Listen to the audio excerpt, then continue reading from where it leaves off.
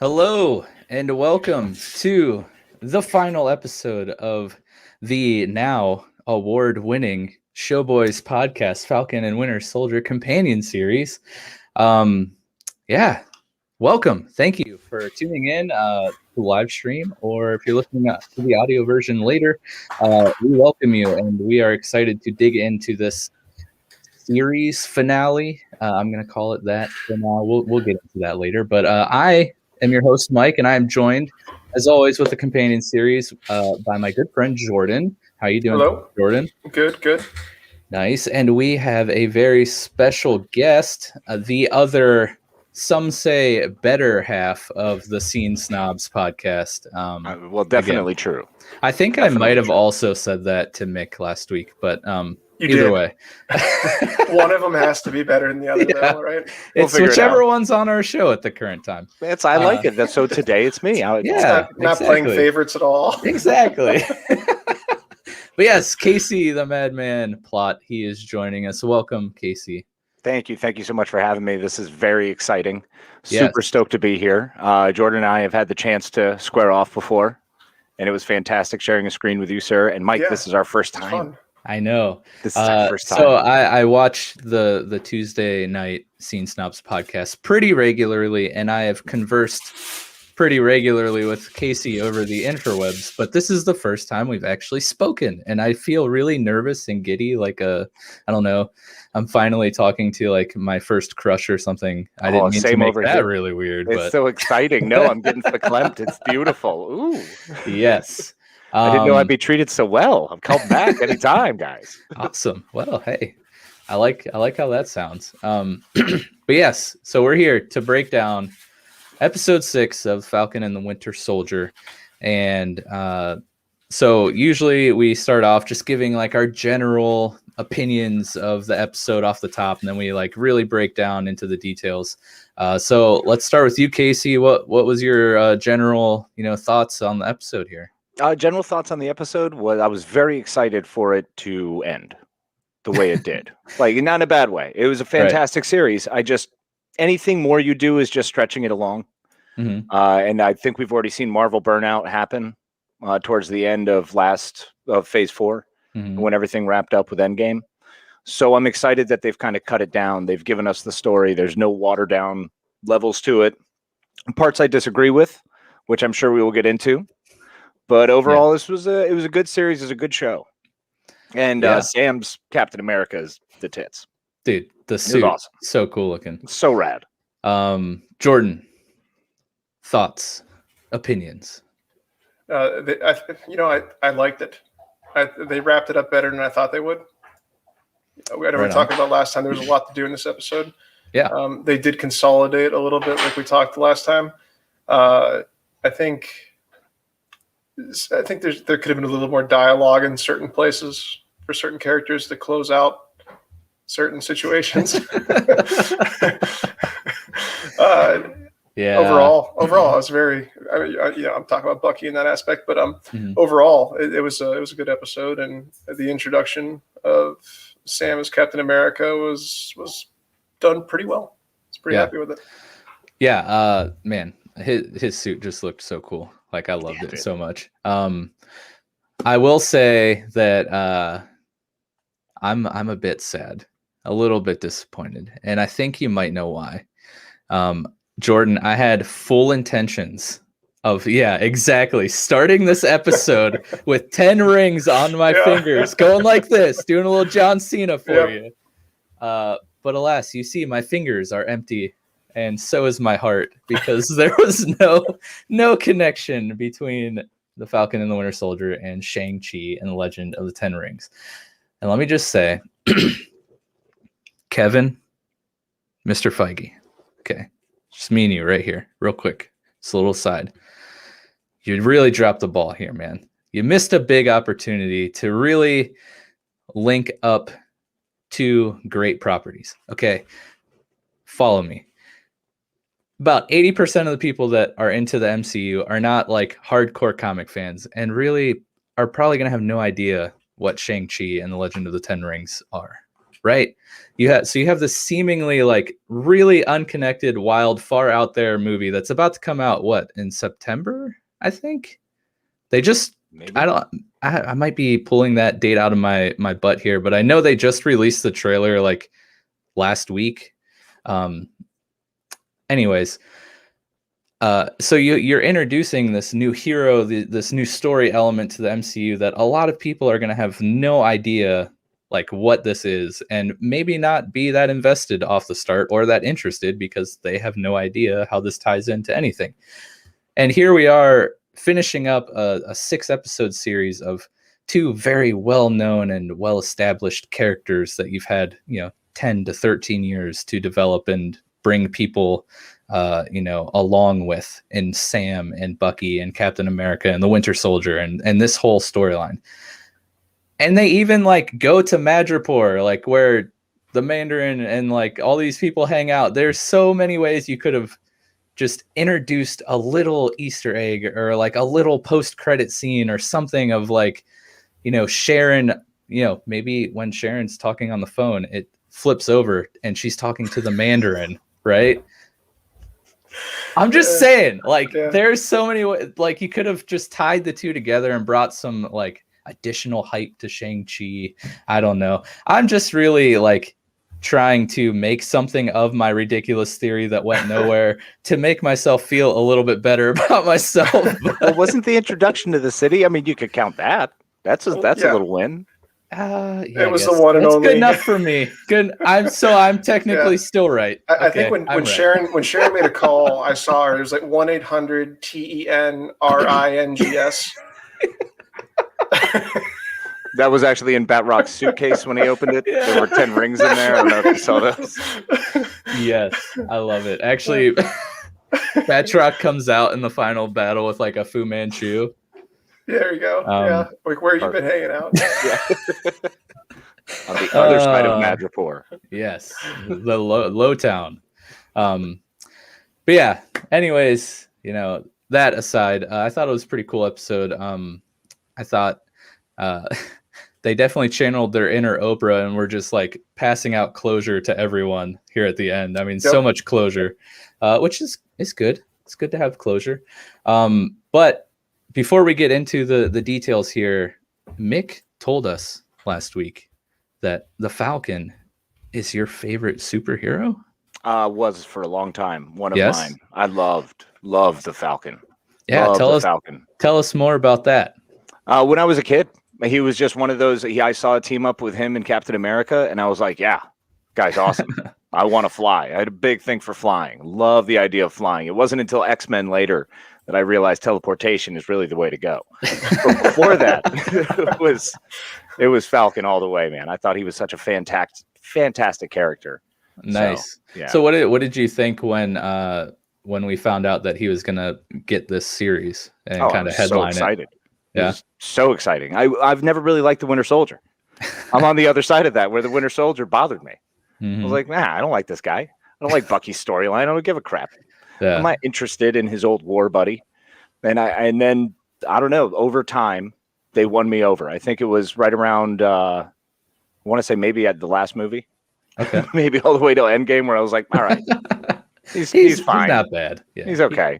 And the more Sam inclusion, the on your left, just their back and forth was fantastic. And to see, and I've also always been an Anthony Mackie fan. Love that guy. Phenomenal actor. Everything he's in, I'm sold on. I'm a mark. Yeah. So I couldn't have loved it more. And another reason, the acting was fantastic. And also they did the reverse of the Lord of the Rings, where farewell, or the last one, Return of the King, which is an hour goodbye. This was wonderful. It was like a few seconds, just cutscene, then goodbye. Yeah. Okay, awesome. Oh, you're gonna fade out? Fine, let's go. Yeah, and I really loved Sam and Bucky's relationship, how it's like kind of grew and into this bromance there at the end. Loved it. Yeah, they did a really good job showing that. They had kind of pitched it as a buddy cop movie, and I think they paid off. Oh yeah, for sure. I mean, if it wasn't for that, it was definitely like the Law and Order like guitar riffs that we saw scattered throughout the entire series. One of those two things probably sold it for me for the buddy cop. But yes, here, let's get right into it. Enough dilly-dallying around, it's recap time. So we started out with a heavy dose of exposition, just pouring like a waterfall. Just the old newscasters like, oh, here we are at the GRC vote where the terrorist group has come in and stopped the vote from happening. No one's allowed to fly. And thank you for that, sir. I totally forgot 2 episodes ago when that whole ending happened.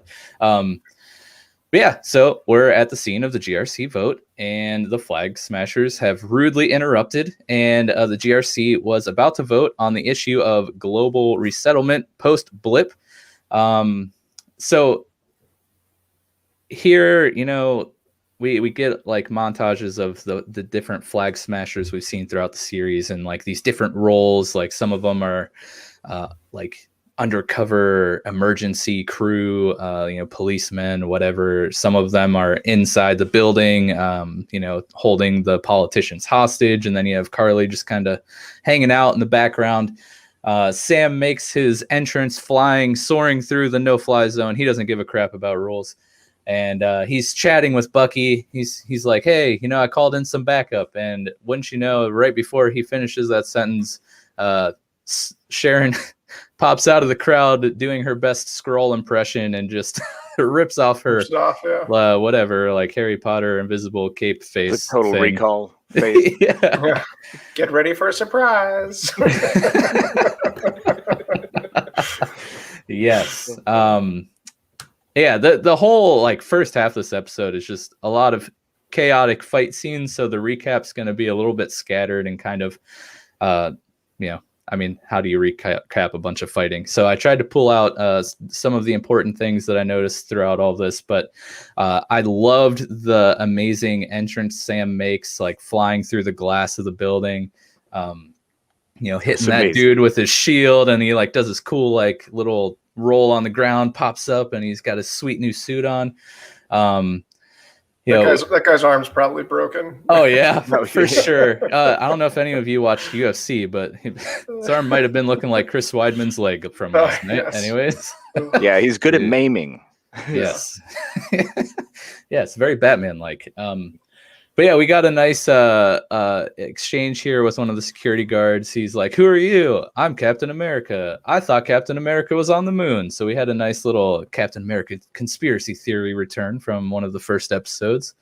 But I did note here that it's kind of funny how like it's kind of ironic hearing Sam be like, you know, proclaim I'm Captain America after we've spent the entire series hearing John Walker like force that down people's throats, like audibly, like anytime he could say it, he's like, I'm Captain America. But I loved it because, well, it's true. But hey, what's up, gents? Hello, Mr. Snob himself. I hope you weren't here when I said Casey was the better half of the show. Who's Katie? I don't know. There's someone else on the show? Yeah, she's waiting in the little studio here. Anyways, but yeah, I like that kind of like inverse there, where you know Sam he just got to say it one time, and that's all you need. But like the next like 20 minutes probably of the episode is just like a giant, you know, fight scene after fight scene after fight scene. But what'd you guys think of Sam's entrance here as the new Captain America? So as soon as he threw, you know, the shield through it and the wings span it out, it gave you a quick glimpse of, you know, the suit in the air, which is really, really cool looking. Like I said, when we first started it, I think it was a pretty good way to do it. It was Sam's a much more, I mean, because he doesn't want to be Captain America in some ways, now he accepted it. He's still kind of a very humble Captain America. So it's a very humble introduction. Instead of like, you know, fireworks going off and everything and him standing proud, he's just wearing a suit that he needs to be wearing at the time and doing the mission he needs to be doing. So instead of, you know, having a marching band play your theme song as you gallivant into the middle of a football field salute, to be interviewed on Good Morning America. Good Morning America, yeah, exactly. A little more humble. Yes, Mick has lots to say, and he is requesting that I kick Casey off. It's only mildly hurtful. That is uncalled for, sir. But I am interested to hear what you have to say. So hopefully you have your typing fingers ready. And before we get much further, Shang-Chi comes out September 3rd. So thank you for that, sir. But yes, what do you think, Casey? Oh, I loved it.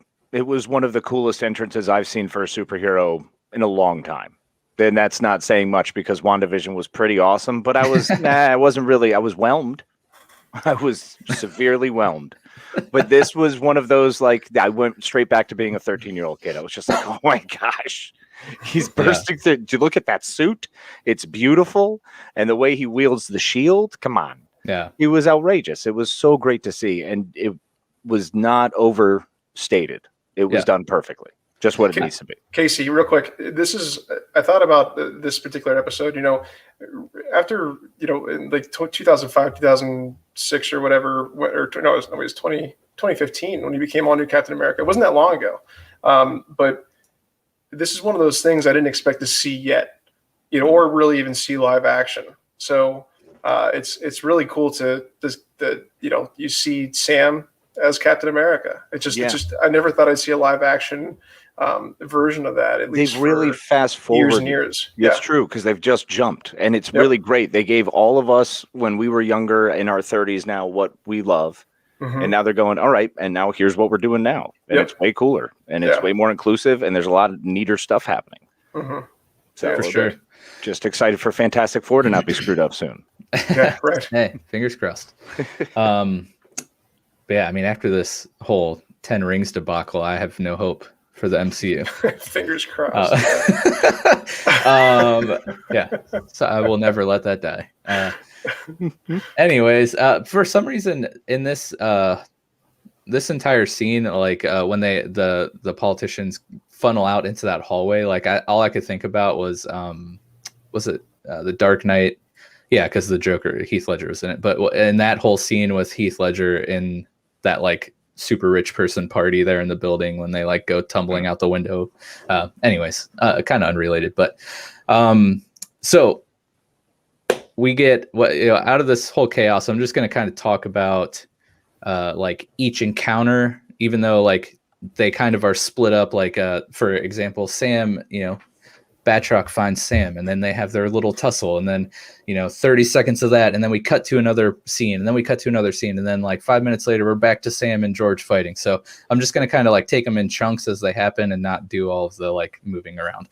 But we have the confrontation, what would be the final confrontation between Sam and Batroc here, and again, really cool fight scene. I think George St. Pierre, as an actor, he's a former UFC star, legend, GOAT, some say. Maybe his acting could, use a little bit of sprucing up. But I always love. Don't tell him that. Yeah, not to his face. Well, that's why I'm in my basement doing this over the internet. Smart. Yes, but hey, GSP, if you want to come on the show, I would love to have you. We could talk about your acting, your wonderful career so far. I loved you as Batroc. But yeah, like I love when they get these MMA fighters to take on these like action roles that require like hand-to-hand combat, because that they can execute like the hand-to-hand combat choreography. And I just loved seeing him fight, even back in the Winter Soldier movie. Is really cool. Got Mick chiming in here again. It's nice to see someone train with the shield and not just be good with it. Good point. Sam had to do some practice. That's a great point. It's little things like that often get overlooked, and I enjoy that they're exploring in these series. We've talked about a lot on the show about how they're revisiting the consequences of the snap and the return, which is something I thought they were going to totally gloss over after Endgame. But they're like, so far, both of these series have just been all about that. Like, first WandaVision, the mental health, the grief aspect of the snap and the blip. And then, this, like the global, like societal consequences. It's been a really interesting thing to look at. And I'm so glad that they're tackling these, what some might think of as like minor details, and like spending so much time on them. Well, and I think Spider-Man did a good job as well, kind of touching on it and giving you another perspective. So now we have, 3 different looks at what's happened over time and how things have changed. And it is nice that they're doing it. They're taking a lot of things head on in an interesting way to prepare us, I think, more for the movies. I think that's what this little, they're bridging that gap for us so we can be ready for superheroes. For sure. And I love that too. I mean, I'm fine with stuff. it. Yeah. They're helping me out. I'm dealing with my own mental issues. I'm struggling, Ant-Man seeing his daughter 5 years later. Like, that was brutal. I really enjoyed some of the exchanges here between Batroc and Sam, particularly when Batroc says the robes don't make the monk, because Sam's got his suit on, so he's throwing a little shade at him there. But again, I found this as like a funny reference back to John Walker, who's been in the suit and donning the shield the entire series, and it's just kind of like it's more the man than the suit, and Sam is the whole package now, which is really cool. And we had an amazing, what I call shield kick flip. Sam just taken out, annihilating Batroc's jaw. I don't know how he spoke the rest of the episode. But yeah, it looked like a struggle. Yeah, loved that into the jetpack like push thing. That was super cool. Yeah, that's one of the really great parts they've done with Sam is his fighting. Just he's so in sync with that backpack. Like he is just one with those wings. It's phenomenal to watch. Just the subtleties of the actor, the way he moves, the way it's all natural. It's great. Yeah, we were mentioning it's one of the ways he keeps up with fighting super soldiers is obviously the outfit. Yeah. And they every episode, like you said, they've incorporated it perfectly. Mike, one cool thing too about Sam Wilson fighting Batroc as in the suit for the first time, in the all new Captain America issue 1, he actually fought Batroc as his first encounter in the suit as Captain America. So it's kind of a nice little nod. Yeah, fun nod to it. Nice. The Batroc, the guy who always gets beat up but gets away. Yeah, right. I'm still waiting. My next hype train is the Batroc Brigade. After I get off this 10 rings thing, I'll jump on the brigade. But yeah, That's so that in Loki. Yeah, you heard it here first. Watch out, new rock stars. I'm coming for you, like theory crafting shows out there. Anyways, we also see some scenes here of the flag smashers, again, being littered throughout the building here, as the emergency responders, they're escorting the politicians out of the building and into, the helicopters and the armored cars here. We have an interesting phone conversation between Carly and Bucky. We get a nice little back and forth. Carly throws out, it doesn't matter if I don't survive this. I'm fighting for something bigger than myself. And Bucky's like, hey, join the club. I've done that a few times. And I really loved how he said, you think your cause justifies all this death, but in the end, the nightmares won't go away. You're going to remember all the ones you killed. Trust me. And I was like, oh, that's deep, man. And of course, hello, it's the Winter Soldier. He was an assassin, and he's literally haunted by nightmares of the people he's killed.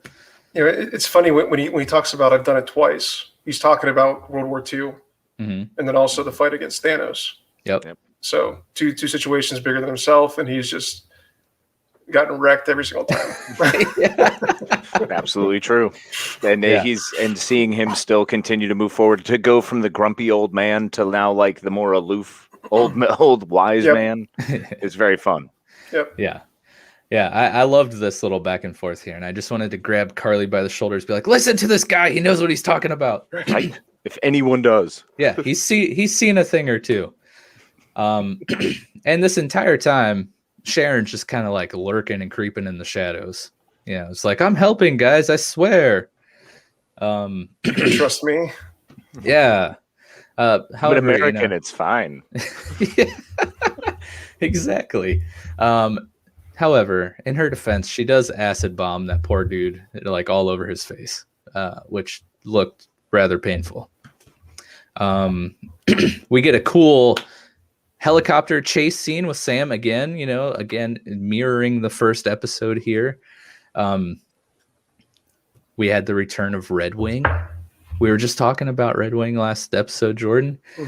But yeah, a few things that I loved from this whole chase scene here is when he brings down the one helicopter and he takes the one pilot, they land on the bridge and he does like the turtle thing with his wings.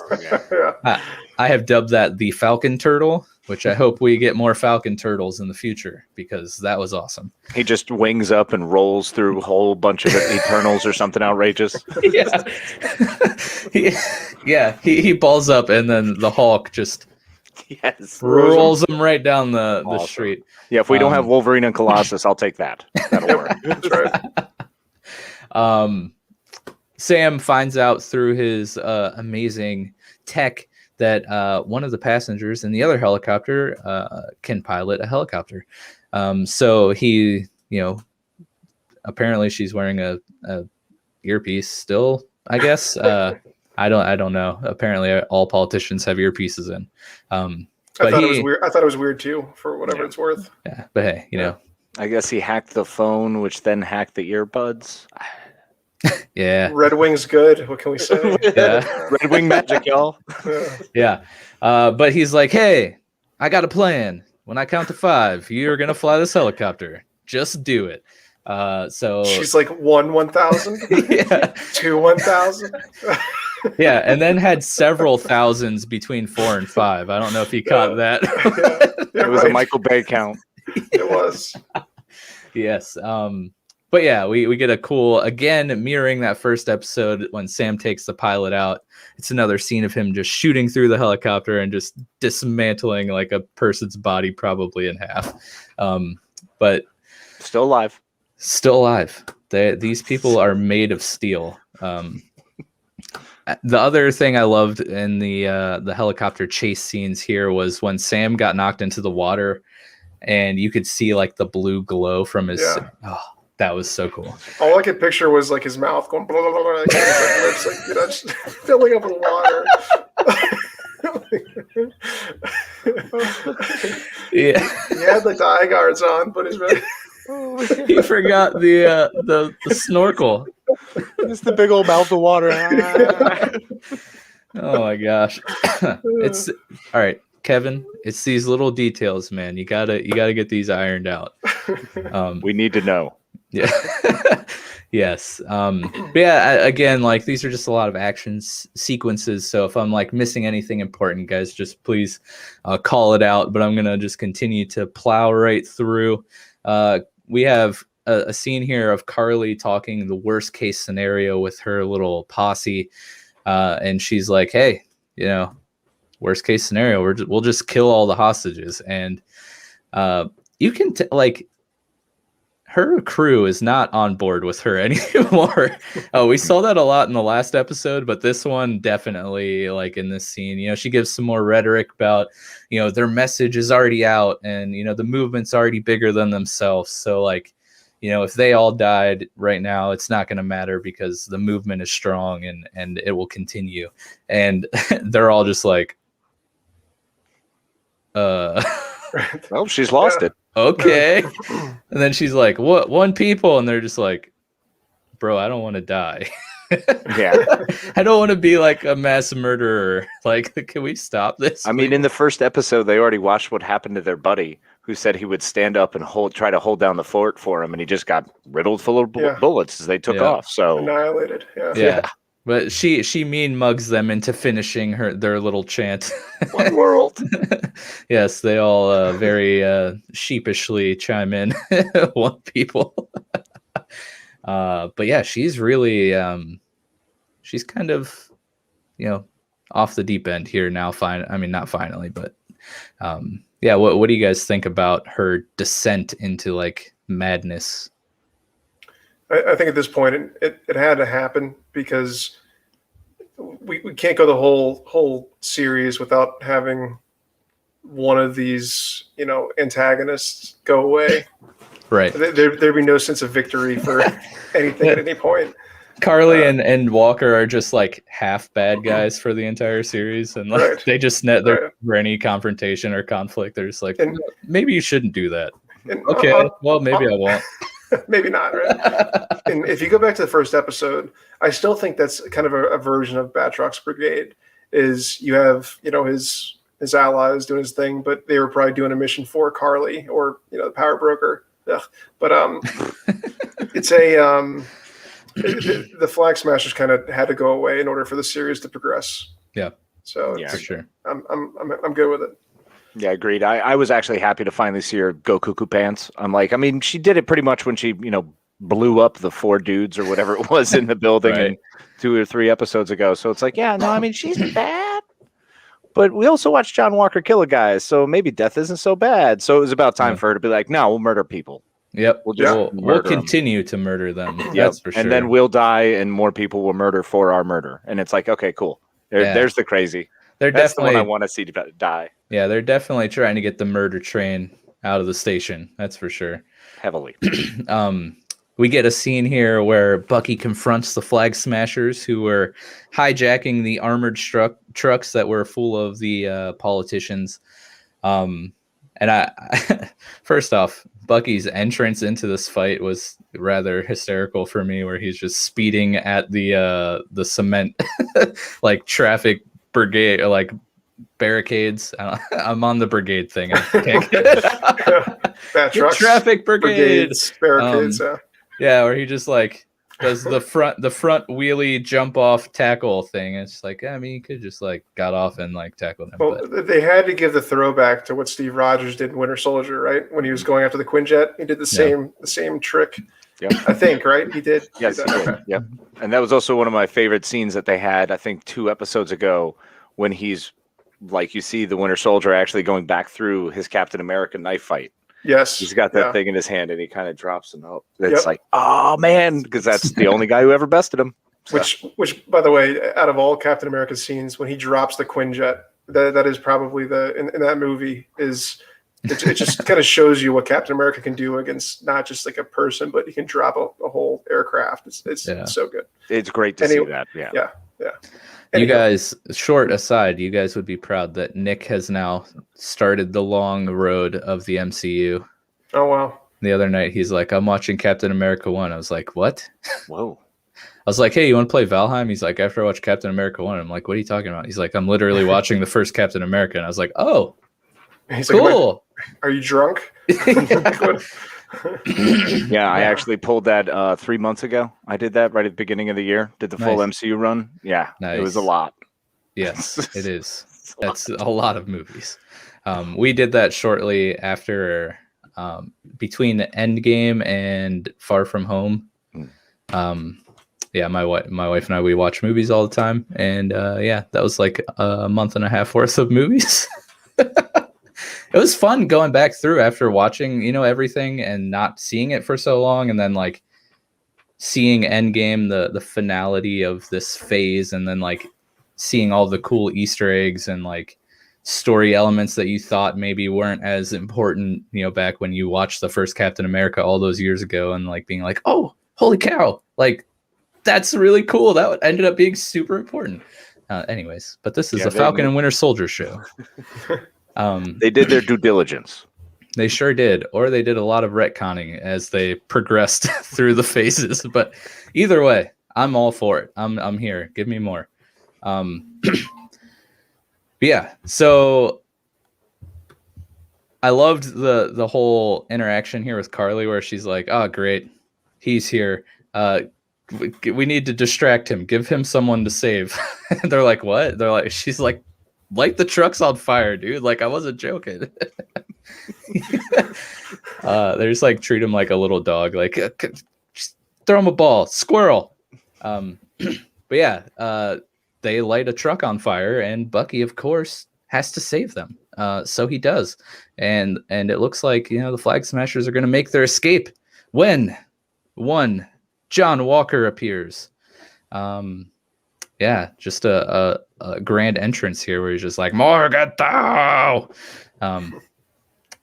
I kind of, okay, this might catch me some flack. So let me preface this by saying I am here for the social commentary and the messages that the series has been pushing forward. But what happens here between Carly and John Walker was so forced and just not really needed with the powerful scenes that we've had with Isaiah Bradley and Sam Wilson and Sarah and Sam, and even some scenes with Bucky and Sam. Like this little conversation here, like what 2-line exchange between Carly and John Walker, it just made me roll my eyes so hard, where Carly's like, hey, by the way, sorry about killing your friend. I never, I don't ever mean to hurt people that don't matter. And, of course, she's referring to Lamar Hoskins, John Walker's best buddy, who she killed a couple episodes ago with a mighty chest punch, I might say. And John Walker just responds, "You're saying Lamar's life doesn't matter?"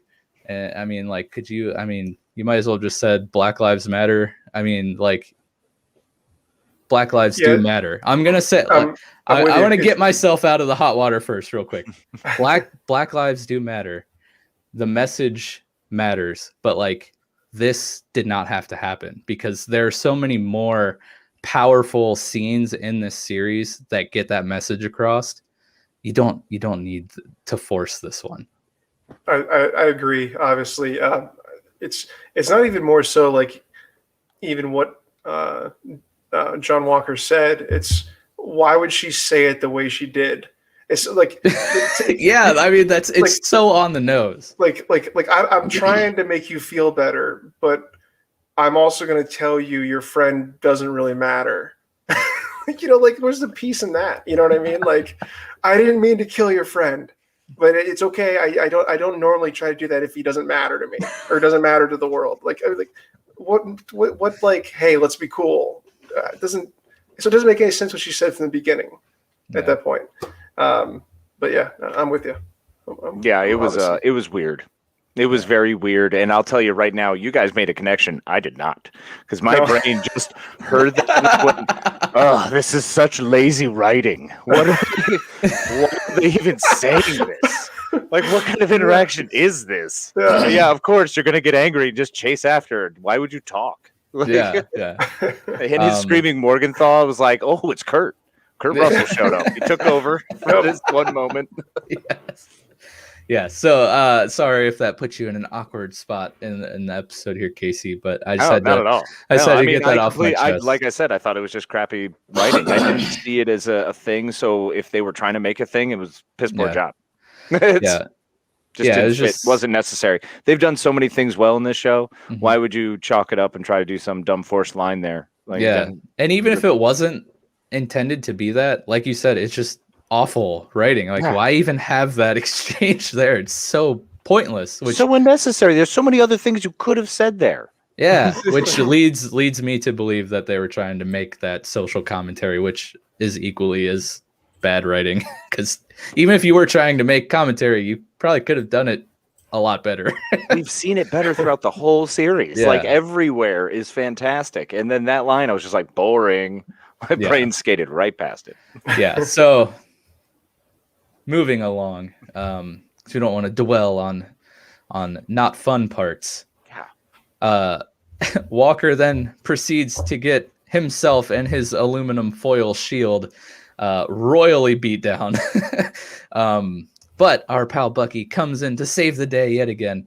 I think there's a couple key things that happen here. And also, before I get into this, Casey, my goal is to make Jordan spit his beverage out during the show.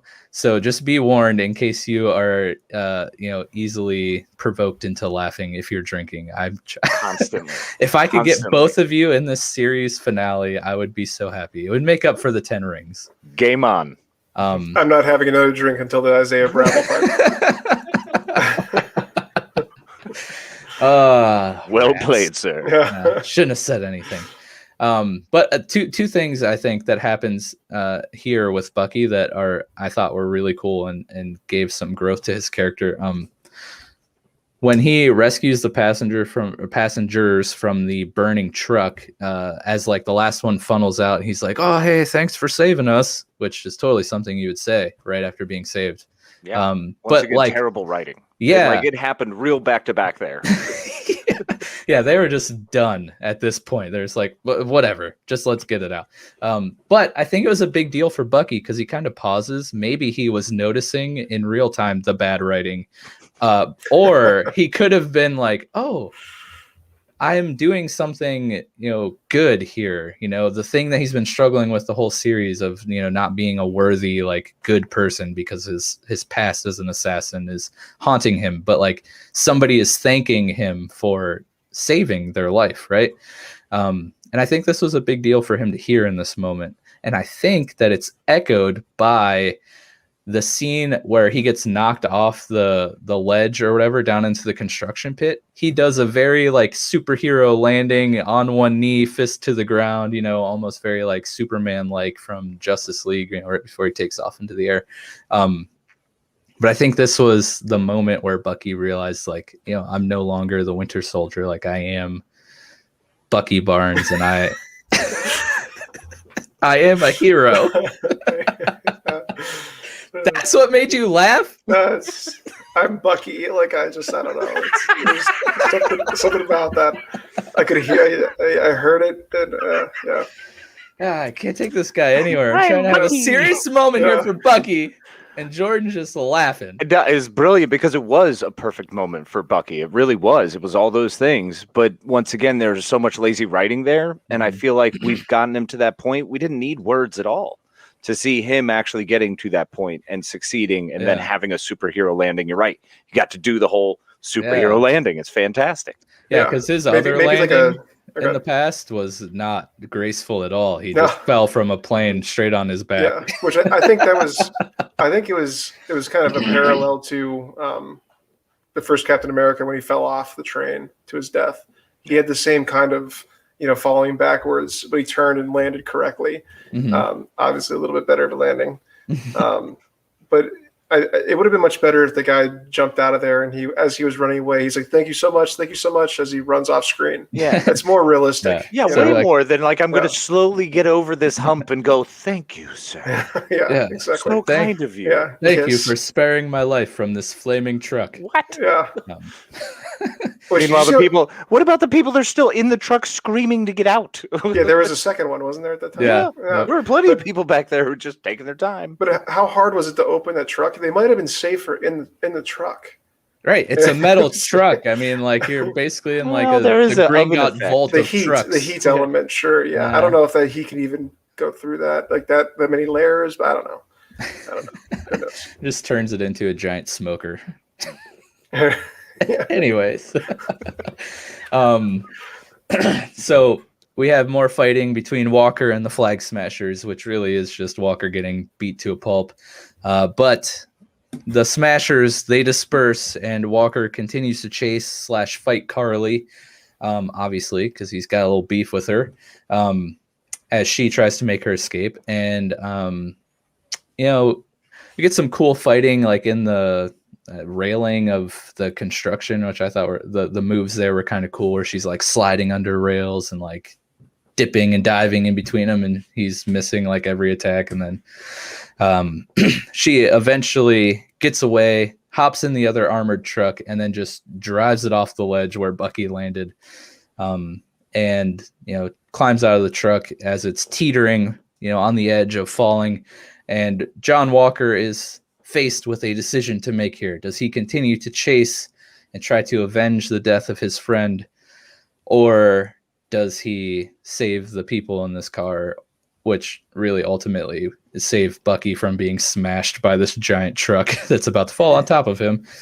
And he makes the correct choice. You see his pitiful shield fall down by Bucky's feet. It's all like completely smashed up.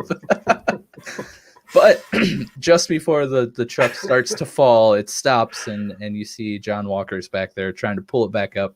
And John Walker gets his redemption, at least in my eyes. We get redemption for John Walker. And I thought this was a really cool moment, especially given who his character is becoming.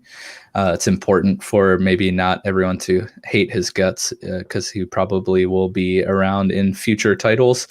But as he's trying to pull the truck up, the Flag Smashers come back and they're, beating him up again. And eventually he loses his grip and the truck starts to fall, only to be saved by the non-super soldier, the only person in the world that I think could stop a falling armored truck with merely a jetpack. And that is Sam Wilson, the new Captain Falcon America. Yeah, like I get, okay, so man, I really don't want to like pick this episode apart, but I don't know. I get he's got the tech, but like still, I feel like a normal human body being pushed by a jetpack and a giant metal truck falling, like he would just Absolutely. be a pancake. Look, I'm no physicist, okay? Yeah. But if you have a force that's projecting you into another, trying to stop another force, his arms wouldn't make a difference in this entire scenario. Yeah, they would look like Chris Weidman's leg from last night. His arms would be behind his back as the jetpack's like just shoving his body into the truck. I can't. It's not as beautiful looking as the scene that they made. Yeah. I mean, if I'm wrong, I'm wrong. I'm just gonna say Wakandan technology. Yeah, you got the. It's more magic. You got Red Falcon magic. That actually was a plot armored truck, so it all is fine. But it was nonetheless. Even the red wingdings that came out and helped him, His widgets. Yeah, like I don't know. The red wingdings, I love it. Yeah, I mean, it's small wings. Yeah, I don't know. Marvel comic origin time. The red wingdings. Started in 1979. Right. It would. It was just. They should have just let John Walker save it. Yeah, I get like Sam has to have his heroic save everyone moment, but that could have come regardless of the truck falling or not, because still there are Flag Smashers, and ultimately Carly makes her way down into this pit, and Sam gets another cool heroic save the day moment where he plays shield frisbee and like knocks all the Flag Smashers down. That would have served equally as awesome of a heroic moment, while letting John Walker take the truck and not. I just thought about this. John Walker, is trying to fight off the Flag Smashers. Falcon comes in, knocks all the Flag Smashers away, slices one wing into the door and slices up, and just cuts the doors open. And then while John Walker's holding it, they all jump out and spend 5 minutes thanking them. Yeah. That would have been way cooler. And then Bucky, instead of just staring at his impending doom, maybe he could just like take 4 steps to the right. Yeah, right. I mean, how long has his truck been teetering? I'm sure he's got a Spetsnaz roll still in there. Yeah, right. Yep. Again, these plot armored trucks were big deal in this episode. Big deal. Speaking of Spetsnaz, I was waiting for a situation. Was there ever a situation where Bucky, as the Winter Soldier, was going to fail and it had like the self-destruct? That never happened, did it? I was waiting for that. No, because he never actually reached that fail point. That was like his whole thing. So. That's why Steve being able to beat him the only reason that snapped him out of it. That makes sense. Yeah, the Spetsnaz kind of brought me back to that moment because I was always waiting for that, the fail safe that they always carry. Just gonna happen randomly and some like in Madripoor. They're just like Zemo's over there dancing, and then you just hear like flame. Like what happened to Bucky? He's on fire. Anyways, so. After Sam comes and saves the day, I love that shield toss. That was super cool. The shield toss was amazing. Yeah. That was so rad. Seeing him do that, it was like, maybe even more giddy. I love the sound. Like you can tell the sounds of vibranium versus any other metal in the MCU, and just hearing the sounds of that shield versus John Walker's shield getting pummeled, like literally sounded like a trash can lid versus like, Yeah, because I mean, Yeah, I think that it was a detail trash was can amazing, lid. and him even having the Medal of Honor welded inside of it. Yes, he whole nine. bedazzled his shield. He That's did. right. Very fancy. His shield was like the level 1 wooden shield you get in RPG. Yes. The Valheim banded shield. That's right. Yeah. So after this, we kind of enter into this like half constructed abandoned building. Excuse me, my throat is very dry. My allergies are killing me. Yeah, same. So we're in this half constructed building and Carly's, creeping around and we hear the little like flag smasher whistle call, right? And she's trying to find who's whistle blowing down there. And it was Sharon. She runs into Sharon and we get probably the greatest, worst reveal ever. Like, just go sit back here. First off, if you've been listening to our companion series at all, when the theory was tossed out there of Sharon Carter being the power broker, we voiced our extreme displeasure of this storyline and plot point. Because again, it's kind of lazy, like we've been talking about a lot this episode. And you're really dropping the ball here. It totally could have been the Mandarin or like I want to see the Ten Rings organization like be used. I'm just saying, like outside of my theory, that would have been perfect. But literally anyone else but Sharon, like anyone else but Sharon. But yeah, the reveal went a little something like, you remember that Spider-Man meme of the 3 Spider-Mans like pointing at each other? That's like Sharon and Carly and Batroc, and they're like, "Oh, hey, it's the power broker," and she's like, "Yeah," and then they shoot each other, and then that's how we found out who the power broker was, because he wanted to be paid 4 times. 4 times in French, Canadian, and English. He made sure to say 4 both ways, just to be clear. But yeah, guys, tell me why you were so displeased with this version of the power broker. We'll start with Jordan. It doesn't. It's just not a good story. It doesn't. This is a great opportunity to bring another character in that's going to expand more. I get it. By the end of this, you realize that they're going to use her to expand more. I still don't totally understand why she did what she did, though. Like it doesn't make. It's, I don't know. It doesn't make a whole lot of sense to me. Obviously, whoever she's working for wanted more super soldiers, but that kind of kills the point of the power broker. Power broker is supposed to make a lot of money just selling out super soldier serum to people and just be an entity on his own. Now there's a superpower broker, like above her. I don't know. Yes, the power broker. Yeah. It needed to be its own entity doing its own thing. And I don't know, they couldn't stop there. They had to bring it into something else. I think you can still have Sharon work for the power broker. Maybe even keep him still anonymous, right? Yeah. There's a lot of things you could have done with it. They just chose to piss me off. I don't know. I mean, technically they still could. It could have just been we could have just got like real bonered right there. Yeah, that's what I'm saying. There'd be like a super power broker. There has to be someone above her. Yeah, there needed to be something else. She wasn't enough. And her working for the power broker would have been perfect. It would have been great. Of course. Why wouldn't she? She's rich. She does all this. She's well-to-do. She figured out the game. Yeah. But the idea of her being the power broker is just lazy. It's boring. It's, why did you introduce me to her? No, I don't care now. Now I care less, in fact. About whoever the power broker is supposed to be.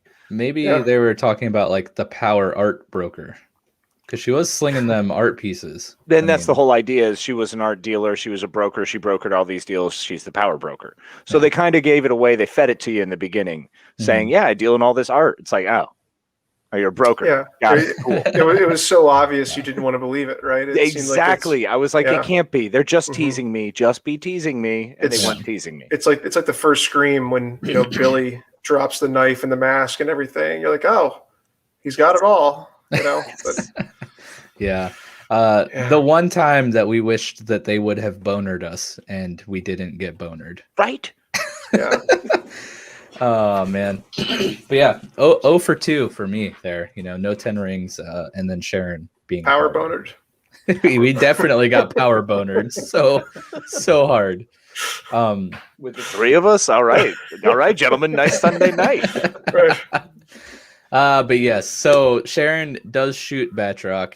Carly shoots Sharon, and then we get an epic Carly and Sam fight, which I guess it wasn't really a fight. It was more of Carly attacking Sam and Sam not wanting to fight back, which I thought was kind of cool because, you know, Sam the whole time has been trying, you know, I mean, he was a therapist of sorts in his past with the army vets, right? So he's still thinks that Carly is redeemable and, like, you know, she can come back to normalcy, and, you know, doesn't want to fight her, and he hasn't the entire series. So it was cool to see him, like, stick to that you know, thought process, I guess.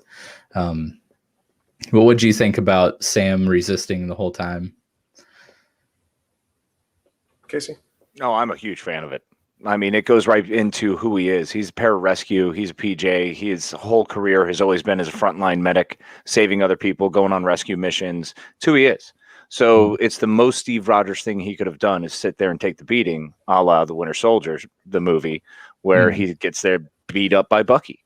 You know, it's what he's willing to do because the person's not wrong. They don't deserve death. That's not his job to give that. He's, you know, he's supposed to be something more. And I think they show that very well in this whole episode. The series, yes, but this episode, they really went, okay, here's all the bull crap aside. Here's Captain America. And this is what we're doing with him. And this is who he is. And this is Sam. And we went, awesome. And that's it. They did it beautifully. I love that resistance. And it was an awesome fight scene. When he throws the wings down, when he gets punched with the shield. Oh, come on. It was so rad. Right. You know, for me, a lot of what Casey said, I love it. It's perfect. You're exactly right. One thing I've always loved about the Captain America character, well, Steve Rogers obviously had the super soldier serum, but he had a personality to go along with that super soldier serum. So Sam has this too, and in a lot of the ways that Hal Jordan uses willpower for his, you know, superpowers as Green Lantern, the idea of Captain America is empathy in a lot of ways. And, you know, Steve Rogers had that before he had the super soldier serum. And here you're seeing Sam Wilson. He's got so much empathy towards, I guess, humanity or just other life, just wants to take care of things. You really see it shine.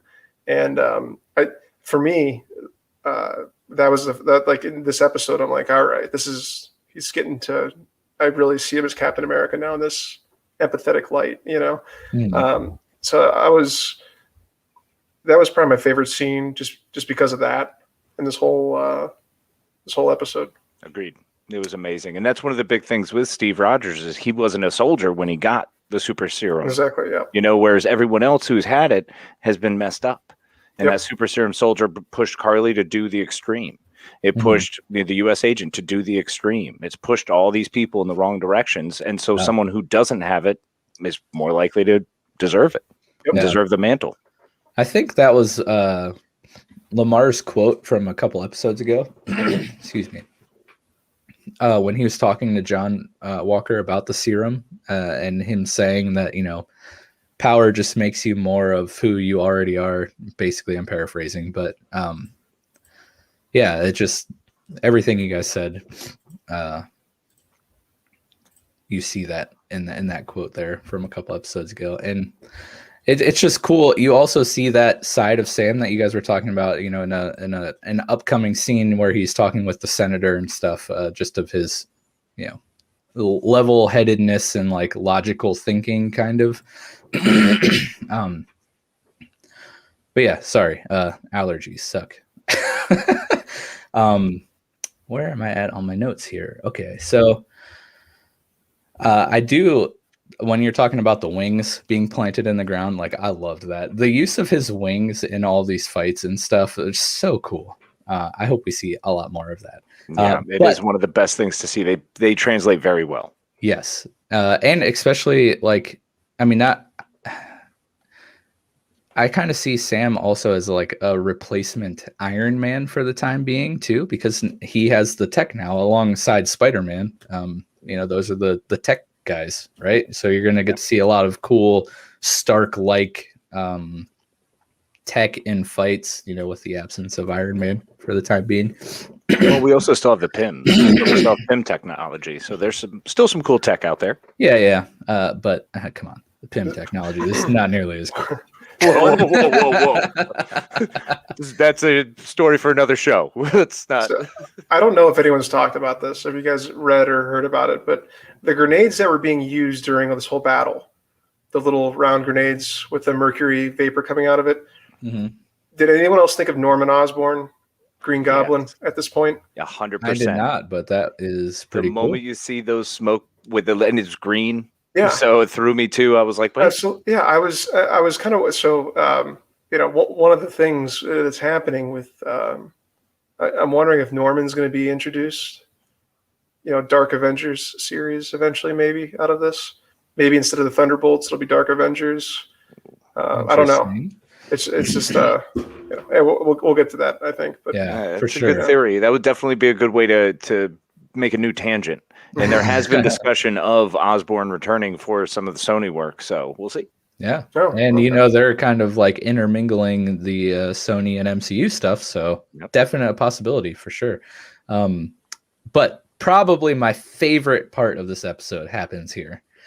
The Flag Smasher app is canonically referenced and made fun of. Yeah. And I am so happy. We made fun of it, right? We were making fun of it the whole time. Yeah. Oh, the handy dandy terrorist tracker app finally gets exposed. Right. Which, can I just say, how did that not happen earlier? It took 6 episodes for someone to find out that there's a terrorist tracker app. It is the U.S. government. I'm just saying. That's true. Yeah. The U.S. government probably wanted them to do what they're doing, like I've been saying the whole time. And they're like, it's pathetic, but you know what? We'll give the baby their bottle and let them keep going. Yeah. Where's Tony Stark when you need him? But I like literally laughed out loud during that whole thing. I mean, Bucky's even like, just found you on your little app here. Yeah, the old man finds the tech answer. I was like, thank you, Bucky. But alongside Bucky was John Walker, which I thought was really cool. They kind of worked together there. I think, I forget the exact quote, but John Walker, throws out some like Lincoln quote or something, and it was kind of funny. But yeah, I'm excited to see, like I said earlier, John Walker's, small redemption arc here in this episode. But we finally have reached the end of the 30-ish minute long fight scene that started this episode. And the episode kind of starts to wrap up here. We get a confrontation between Sam and the politicians, mainly the main senator guy that we've seen throughout the series. There's a lot of like social commentary here, too much for me to write down. But basically, it's Sam being logical and like talking logic to these illogical politicians. Basically, they keep referring to the Flag Smashers as terrorists, and Sam's like, well, to these people that you're trying to relocate and you're forcing around from these camps, camp to camp with your armed guards, like, what do they see you as? Like, it's a matter of perspective, right? Everyone thinks they're the hero of their own story, and maybe we can show people compassion and, I don't know, work together to make sure people have basic needs served to them. And I don't know, a human thing to do to other humans. What a thought. But I love the line that he throws out. The only power I have is that I believe we can do better. And that was what a quote. I love it. I also, at the end of this scene where Sam and Bucky are walking away, I love the nice job Cap. from Bucky to Sam. I thought that was super cool. But yeah, we'll start with you, Casey. What do you think of this whole Sam Senator chat here? It was good. I was a little afraid because you see it coming. Yeah. You know what's about to happen, and it's like, all right, well, I've already seen 2 really terrible, lazy pieces of writing. Please don't make this any worse. Like, it was bad. Yeah. I honestly was jarred from the writing, and yet this worked. Yeah. This did a really good job. I love the summarizing, I guess. Mm-hmm. They managed to do of who Sam is as Captain America, who this new Captain America is, because he's still going to give the speech like Steve would. He's not going to give you a Steve speech. It wasn't quite, with his finger in the air and, giving the aha. That's who he was. This is Sam Wilson. This is our future. This is where we need to go and the logic we need to use and the forward thinking and the stressing to our politicians who are treating us this way. Mm-hmm. Sure. Great. That's who the Captain America is going forward. And I dug it. They did a good job. And they didn't overkill with the time because it started to stretch a bit, but it did all right. I do like how he mentioned like the amount of power that they wield is no different than, what Carly was doing with her movement or, an insane god who snapped half the universe out of existence. Like exactly. And they managed to really drive that point home. They managed to do that well without terribly shoving it down your throat. What would I know? You probably have thoughts, Jordan. Yeah, I would definitely argue that the Infinity Gauntlet has way more power than politicians. Yeah, maybe, probably, and maybe he was a stretch there. Yeah, it was. All right, before you go any further, we know that the government is not going to do anything at the snap of a finger. We'll just throw that out. Zing. That wasn't worth interrupting you. I'm sorry. That was a terrible joke. It's okay. It's okay. It came back. All right. So Steve Rogers obviously always had the World War II style of patriotism, especially from the 1940s, some 1950s patriotism. I would definitely say that the idea of patriotism from then to now is very different. But the one thing that both of these, I guess the old style mindset, the newer style mindset is that, freedom's a very dangerous thing, but it's very important. You have to have it. And the way that Steve defended it was amazing. But the way that Sam is standing with it, he has the idea that, we have to be open to a lot of different things, and people have to have the freedoms to do what they need to do. But along with that comes, the empathy. You have to take care of each other, take care of one another. He was, I guess, he was really just showing what a modern soldier, a lot of modern soldiers, I think, would say in that scenario. He's humbled enough to know that there's some countries that we go to, that we have gone to in the past, where we're told that we're doing the right thing there, but in the eyes of the civilians there, we're just terrorists. It's just the idea. It's all perspective. And I think when you can humble yourself enough to understand that, it helps you see the right from wrong in certain situations, or at least be able to carry out what your mission is with empathy to have a better outcome. It can be better, right? That's we can do better. Yeah, absolutely. And I think they did that really well. I think that was a solid message, and it was well done. For sure. And the whole time this is going on, Isaiah Bradley just so happens to have his TV tuned into the news. Yeah, he hates everything so much, he's got to watch the news every night. Exactly. But Isaiah, he catches Sam's speech, and I think that this is an important moment for Isaiah too, because it shows that Sam's not like, bending the knee to conform with, what the government expects Captain America to be. He's still himself as a strong, Black person in this universe here. Like, he's still standing for what he believes in, but also continuing the fight to better, society for everyone. Right. And, as we saw in the past episodes, and rightfully so, Isaiah's jaded from his past. Like, he went through a lot, so like he obviously has reasons to still be bitter and have those feelings. But this, shows him, I think, that like, we can still move forward and not forget about, where we came from, kind of thing. But yeah, I have to say, I was waiting for him to be like, oh, hell no. Just stand up and kick the TV across the room. Yeah, that was a very real possibility. Yeah. But I did notice that he was kind of in a position where it looked like where he was sitting, it wasn't something he was just sitting and watching the news. He looked like he had been called in. Mhm. Yeah. And it's just a little detail I happened to catch in there that I saw, and I was like, oh yeah, that's a weird place to have a chair. It looks like he might have been called in from the other room, Right. because I doubt he'd be watching TV. Right. Yeah. He's doesn't seem to really care about the current happenings. Can I just say, I love the guy who plays Isaiah Bradley. I should have looked up his name, but like, he is crushing that character, and I hope that we, this isn't the last time we see Isaiah Bradley in the MCU. I don't know. We'll probably see him with Eli going forward. Nice. I like that.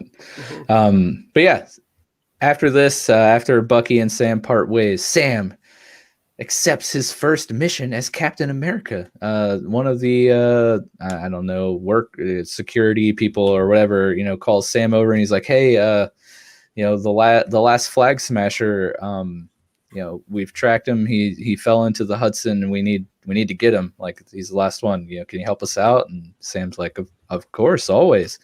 And he takes off soars into the sky on his way to track down the last flag smasher, which immediately we find out is not the last flag smasher. But like, I loved that, we kind of get that so quickly, straight from that speech to like, him being asked to be Captain America right there. Like, he barely walked 5 feet away from like owning the politicians to like, I don't know. What did you guys, how did you guys feel about that? I kind of thought about this as a good opportunity. Obviously, this has been Carly Morgenthau. She could have a brother named Carl Morgenthau, the original flag smasher name, right? And maybe this is an opportunity for one person to embody the name and become the villain flag smasher. But if it was me, I would just let it die. Yeah, well, we know. Hey, no body, like no death, right? We don't see Sam get this last flag smasher, so that's totally a possibility. The flag smasher survive. Yes. Good. I like they joined Batroc, because we didn't see Batroc. I still see the light jumping around through the lake. And his face you just keep having to pop up for air. Anyways, I mean, hopefully by now he'll get like whatever that thing is in Star Wars that they use. I'm a terrible Star Wars rebreather. The rebreather. There you go. But yeah, speaking of flag smashers, apparently the other ones that apparently don't matter to this politician, because there are like 4 flag smashers in an armored truck. Again, that plot armored truck is just coming in handy this episode. Super perfect. But we get the guard, getting ready to close the door as these flag smashers get taken away to prison, and he's like, one world, one people. And they're like, yeah. And then it rolls like 3 feet down the road and explodes, and they all die. So there you go. No more flag smashers. killed by Alfred Pennyworth, right? Yes, Yeah, I love that, exactly. because we get the pan of the camera, and it's just Zemo's butler chilling in the car. How did he? Okay, again, plot armor truck, but like, how did he know that they would be there? How did he plant a bomb on this truck that the flag smashers would be loaded into? How did he survive Sokovia falling from where it fell from? And like, he's the only one one of like what, 100? Yeah. I think also, they say he's like he probably 300 years old. Like, how is he just alive? He's like, wait, the politicians weren't on the truck? Shit. He was way off. Zemo's real pissed, actually. Yeah. Yeah, but speaking of Zemo, then the scene transitions right to Zemo hearing the report and the raft because apparently they let him listen to radios when they're in like super massive security prisons. He's got everything he wants in there. This brings us back to the original idea, Mike. Is he's getting special treatment in the raft, right? Yep. Because they have a reason to have him there. Yep. They're keeping him there to convince him to do what they want him to do. But the truck blowing up it goes back to when we first talked about Zemo. Zemo was a perfect character for them to team up with because Zemo dislikes superpowered people, and you have someone handing it out like trick or treat candy, right? Yep. So he's like, we got to put a lid on this, and we're gonna all work together to do it. So the three breakout characters in this whole show, okay, are Isaiah, Zemo again, and John Walker. Yeah, I know I get flack for that, but John Walker's my favorite character in this whole show. Well, he's portrayed very well. Yeah, he's done really well, and he's a fantastic character because he's never done anything wrong. He's a hero. Yeah. We're just not used to seeing what soldiers do. Yeah, exactly. We don't want to see what soldiers do. Exactly. So when someone sees a soldier doing soldier things, they go, "What? Yeah, my word, clutch my pearls. How could you?" Exactly. And this is what I was talking about with your modern soldier versus your 1940s, 30s, even 50s era soldiers. There's a little bit we're raised a little bit more numb to certain things, and we can the families are more so broken. So people enter different professions with a lot more rage, right? And then you couple the rage with traumatic events that happen in these professions, and then you just take a shot of super soldier serum and you just flip the F out. Yeah, because that's exactly what would happen. Yep. And Zemo's victory over them, the way he's able to just tie that up. Zemo was always great because he'd get caught all the time or beat up, but he always got his plan. He always won. He always worked out. Always worked out. Zemo always wins. He's so far ahead of you. He would have been great against the Black Panther. I never saw them against each other. That would have been a fun one. Yeah. It's always Claw. But yeah. Yeah. Freaking Claw. Get over yourself. Yeah. I'll get you, Gadget. Not that one. Not that one. Not that one. No, different one. Different one. Oh, Penny. Yes. Zemo gets his victory in the raft. He just hears the report, smiles smugly, and cuddles up to a nice Machiavelli book. But yeah, the next scene, which could have totally been a post-credit scene, but it wasn't, but it would have been a really cool one. Val is back. She's in the room. I don't know why they're in this. Don't call her that. I'm just kidding. That's right. Hey, that's true. That's true. She would not be happy with me right now. She's sitting in the room with John Walker's wife, girlfriend, fiance, significant other, and apparently they're waiting on Walker to come out of the room. Almost made a terrible joke there. But just blink real hard, it'll go away. Yeah, so he finally comes out of the changing room apparently, and he's donning the US agent costume, and dude, it looks so good. They nailed the costumes in this entire series between the John Walker's new suit, Sam's Captain America suit, Zemo with his mask and his jacket. Bucky's like, what else? Yeah. Right. I have a Wakanda arm and a jacket that always permanently has a hole in it. So yes, and is always 3 sizes too small. I still wish he had his domino mask through this. Yeah. Oh, that would have been sweet. Yeah. I don't know. They should have done it. No, that would have been cool. Missed opportunity. Later. You know what? The next time we see them, hopefully they're different. But yeah, so he comes out. His new suit's looking great. He's got the red and black. Just literally looks ripped from the page of a comic. And Val is working with the U.S. agent now, and she tells him things are about to get weird. And when they do, we're not going to need a Captain America. We're going to need a U.S. agent. Yes, and there would have been great. Then you could have finished out the credits, after this mid-credit scene. That would have been perfect, but that's not what happened. But so like, what is this? This new threat she's talking about that won't need a Captain America. What are they going to need this U.S. agent for? It's perfect for Thunderbolts again. It's set up perfect. Or if Norman Osborn comes into it, maybe they'll merge Thunderbolts and Dark Avengers together into something unique. But I would still bet it's a way to bring Thunderbolt Ross back and have him start doing covert missions. Yeah, so then are we going to wind up with Alpha Flight? Like, how far does that go if we start going that direction? That's true. It's true.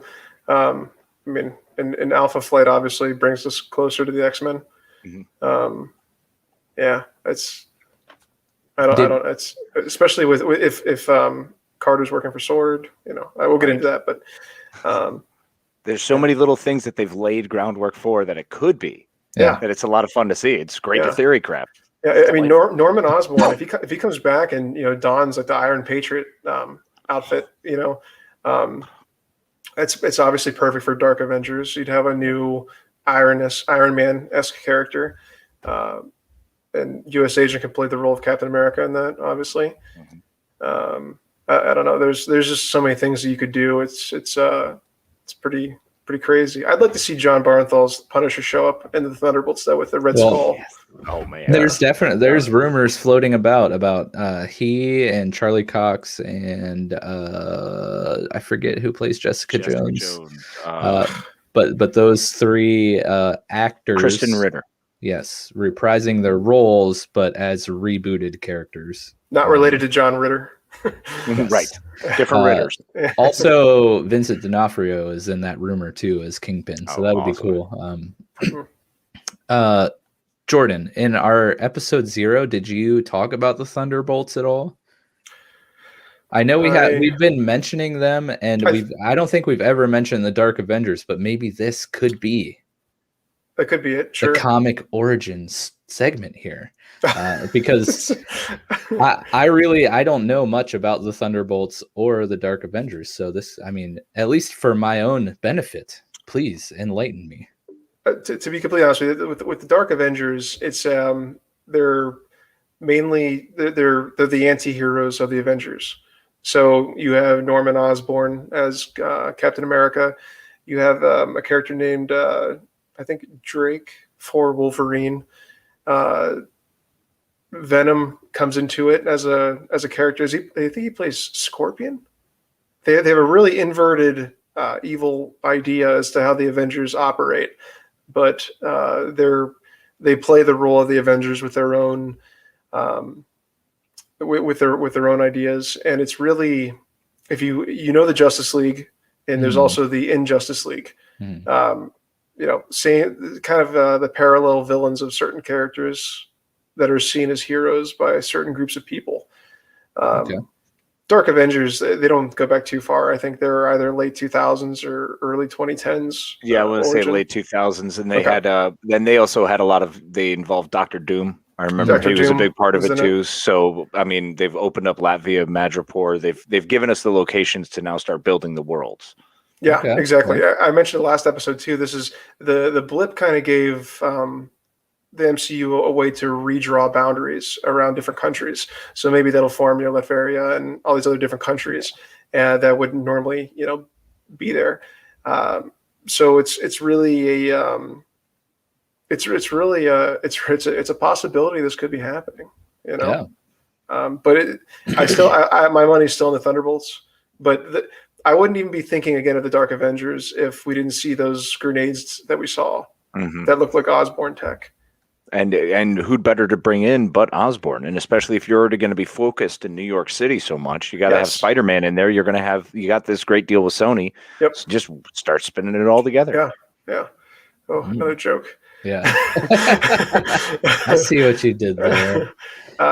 So it's a so really Norman Osborn as the Iron Patriot is really it's one of the coolest illustrations Marvel's done, in my opinion, in the last 20 years for sure. It's basically Iron Man outfit. It's red, white, and blue, and it's sexy. It's really cool. Nice. Well, yeah, it'll be interesting to see what comes down the road for sure, whether it's Thunderbolts or the Dark Avengers. But the next scene we have Bucky going to get... One more thing. Oh, sure. U.S. agent, when he's so excited to have a new place, saying "I'm back, I'm back." I pulled Captain America 354 out here for this, but on the cover, yes, he's yelling "I'm back." Yes. Oh, nice. That's awesome. Yeah, that's hilarious. Yeah, that part was pretty funny though. He's just like, "I'm back, I'm back, I'm back, I'm back." Clearly excited to have some sense of purpose again. But yeah, so with the next scene, we have Bucky going back to see his old friend, literally, and tell him the truth about his son that we saw in the nightmare flashback scene from one of the first episodes here of the season, and how Bucky murdered his son to finally bring the father closure. And again, to kind of bring Bucky more closure here, we see after he has this conversation with the old man, he returns his little book to his therapist, and he's like, "Hey, I finished the book. Thanks for all that you've helped me with." And yeah, Bucky finally he takes Sam's advice, and instead of avenging, he goes and he apologizes and like makes amends with the father of this man that he ruthlessly murdered. So yeah, I love seeing Bucky's arc through this series and how he's grown from all the things that he's struggling with internally, being the assassin he was and not feeling like he was worthy of the shield and all of that stuff. So how did you guys feel about Bucky, doing this act here at the end? He was probably looking at him like, "Well, I got to tell you something," and then he just kills him because he doesn't want to tell him. He's like, "You know what? I'm just going to kill you too." I do like he's like, I want to tell you something. And he takes his glove off, and it's almost like, "I got this cool metal hand, dude. It's so sweet." I think if there's one character that's kind of gotten power boned this entire series, it's Bucky. Yeah.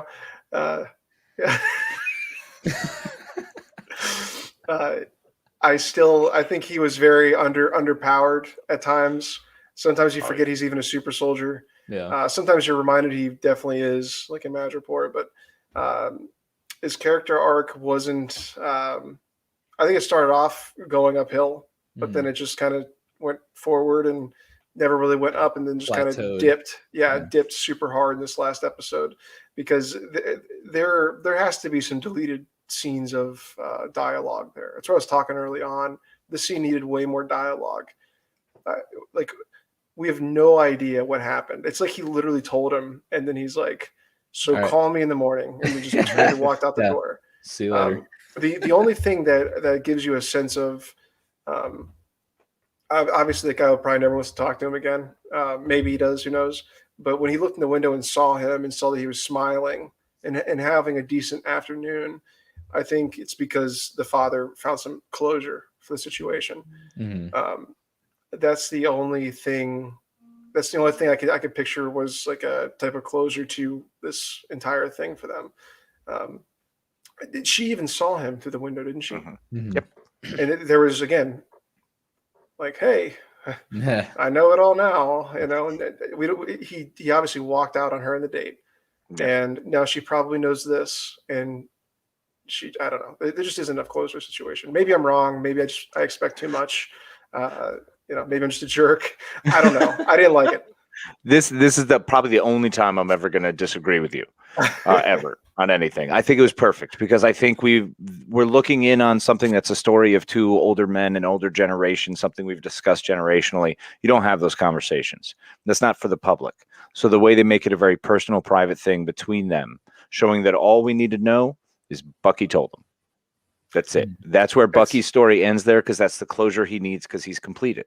We don't need to see what else they get into and then who's hurt and who's crying and who's upset and how it goes. Yes, I do. We can leave it right there. He goes over the next day. He sees him happy having lunch, and he goes, okay. Yeah, and again, I acknowledge that. I totally acknowledge that part. I get it, and just maybe some facial expressions before he walks out. No, fair, and I get that, but those are also two guys who aren't going to give those. Like, we know he's grief-stricken. The old man's crying, and he's destroyed. But that's it. They just both know, hey, we're done here. Our business is done. We're not going to talk to each other again. I guess he's not going to like try and hit him. Yeah. By the way, I killed him with his super arm. What's up? Yeah. And again, the father's not doesn't think he can kill him, but I don't know. It's anything. I would have been good with just a little more. Maybe I wouldn't have been so critical at this scene if they didn't start it off the way they did and kind of not treat Bucky the way they did through the whole series. Maybe I'd be better with it at that point. Yeah, I get that too. I do like Winter Soldier. I do like the character. I just, I wanted more to. Yeah, and I've definitely enjoyed seeing his journey more than Sam's on this ride. Mm-hmm. Like, Sam's finality to being captain was paramount. It was fantastic. Sure. Yep. But watching Bucky's journey was better, because we got to know Bucky more. We got to understand Bucky more. We got to really empathize with him. We got to really grasp, holy shit, this guy during the Winter Soldier was not himself. He wasn't anything. And they've tried to repeat that and tell us, but it's not until he really speaks to the Dora Milaje that he understands, that we kind of understand that, oh, he really had a deprogram. He had to go through some shit. Yeah, it's funny. It's really funny you just said this. Sam obviously is super empathetic with everybody. It's kind of ironic that the one person he wasn't empathetic with was Bucky. He fucking hates him. I love it. The fact that there's such kind of disdain at the beginning. Yeah. Oh yeah, that's so true. It's pretty funny. I never even thought about that. Well, maybe he's just jealous because he was always Cap's best friend. And he knows it. Yeah. I do like that Bucky really did do the power move, though, at the beginning of the conversation. It really did take his glove off to be like, I really do have this metal arm. Just in case you want to try anything, old man. Yeah. Not afraid to throw some hands. But yeah, I'm glad you guys are back on the same page. I don't like it when mommy and daddy are fighting. But yeah, speaking of closure, Sam heads over to Isaiah Bradley's house here. And I loved how he's greeted with what you want, Black Falcon. I love it. He's not a Falcon anymore. Yeah, but he's still black. But here we learn that the awesome GRC, line. Exactly. We learned that the GRC decided to not move forward with their vote or plan or whatever. So Sam's conversation sunk in apparently, and we have some back and forth between Sam and Isaiah, and eventually Sam takes him to the Captain America exhibit, and this scene was super cool to me, and actually, got a little emotional. But like when Sam takes him back into the room, and he's got the monument and like the plaque for Isaiah Bradley, like telling his story, and he's like, now they'll never forget, what happened, and I don't know. I thought that was a really cool way to wrap up, at least in this series, the episode or the story between Sam and Isaiah there. But yeah, just closure, more closure. I just, seeing Sam and Isaiah hug there and Isaiah break down, it was a very touching, powerful moment there. And what would you guys think? I'll start with you, Case.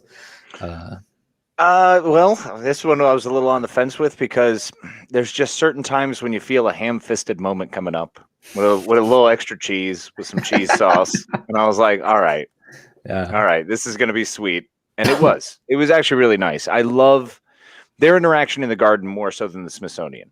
It's when they're actually talking, when they're speaking to each other as men. It's glorious. Each side they see and the way they respect one another's decision. And the fact that Isaiah is not like looking down on him really anymore. Like he's now gained that newfound respect and understanding, but he's also like, you're a young dumbass and they're going to screw you too. But the fact that they gave the Smithsonian scene, the fact that, he was able to show that he was a hero and shine that light on them was fantastic. And I think that's kind of along the lines of exactly what Steve would have done. Mm-hmm. So that falls in line with a very Captain America move, but more importantly, it's something that Sam did once again to show his empathy. And they did a really good job with that. And Eli being able to be involved, now we know, oh, there he is. There's a Patriot. So it's pretty cool. Yeah. And so the actor who plays Isaiah Bradley, his name is Carl Lumbly. Lumbly? What a name. A Lumbly name. A Lumbly name. Oh my gosh. Yeah, we got Case just coming up clutch with all these little tidbits of information. I don't know what you're talking about. I think it's just your computer. Yeah, it's magical. Talking to you. Apparently, its name is Madman too. So I don't know. You might have a. I gotta change my name again. Yes, I will say one thing that I don't know. Maybe they could have figured out a way to break up like all these closure scenes. Like maybe not like back to back to back to back to back in the very final episode. But yeah. I can see what you're saying, though, Casey. There, I wanted more Sarah and Bucky. Honestly, can I just say that's what I wanted to see. I want to see more of the future, not the wrap up. They did a lot of wrap up in this show. We need to ship that for sure. And you're going to do all that wrap up and not give me a future. The only future you're going to give me is crappy power broker. Words. Opinion, Jordan. I think it's another situation like. Okay, Grandpa, I got you to watch the news. I know you didn't want to do it, but now we're going to go to the Captain America Museum. And he's like, no, hell no, I'm not doing it. He's doing everything. He like soar is like the last like 60, 70 years against. But I thought it was pretty good. They made the statue pretty quick. Didn't really resemble him very much, but whatever. Well, they had to write the name of someone else off. I do want to know how Sam tricked him into going there. He's like, hey, we're just gonna grab some Bob Evans. Just close your eyes. Yeah, like there's any chance that's gonna happen. Bob Evans. I can see him there. I swear, there's one. It's right by the Smithsonian. Don't worry about it, man. I just got to drop something off real quick. We can see him right there. He's like, Bob Evans, I haven't been there in 30 years. He's sold. Oh. Yeah. So I mean, if they're gonna do that, it would have been kind of cool to see Isaiah Bradley's bandana he wore in the war. Or what are you gonna say, Mike? I was just gonna make another terrible Bob Evans joke because like, if they were gonna do that, he totally would have ordered pancakes in this. He seems like a potato cake kind of guy, honestly. I could see that him and some latkes and bacon. Yeah. No, but I would like to see the bandana. It'd be really cool to see his shield, even though it's just as pathetic as John Walker's. John Walker's. It's just a metal shield, but those are kind of what made his suit, or even the chainmail that he had over his Captain America suit. Yep. I would have liked to see something like that, but overall, it was a good scene. Yeah. Nice. And then the episode ends right there. No more. No, we get a nice little party montage here at the Wilson dock, which was pretty cool. You got to see Sam and Bucky just hamming it up together. Sam and Sarah just kind of like hamming it up together while those little kids are just hanging on Bucky's arm there. Flings them off. Yeah. Oh, sorry, kids. Whoops. Went to grab something to drink. Oh, no. Wipes out 3 people. Muscle spasm. Boom. Oh, man. Aging with that cannot be graceful. Yes. No. But yeah, never mind. Different question about the aging process between our super soldiers here. But I loved how, we get to see them, having a good time finally together. You can see that their relationship has grown much closer than we first saw at the beginning of the series. They seem to actually like each other now, which is nice. But my favorite part is the ending title card. did not read The Falcon and the Winter Soldier. It read Captain America and the Winter Soldier, which was super cool. So I was really excited to see that. So my hopes are Falcon will be making a return, but as our friend Torres, who I think still has Sam's broken wings from a couple episodes ago. They did show him. I forget what scene. I think it was during Sam's speech with the senator. One of the little cutaway scenes was Torres watching the speech happen. So yeah, I don't know.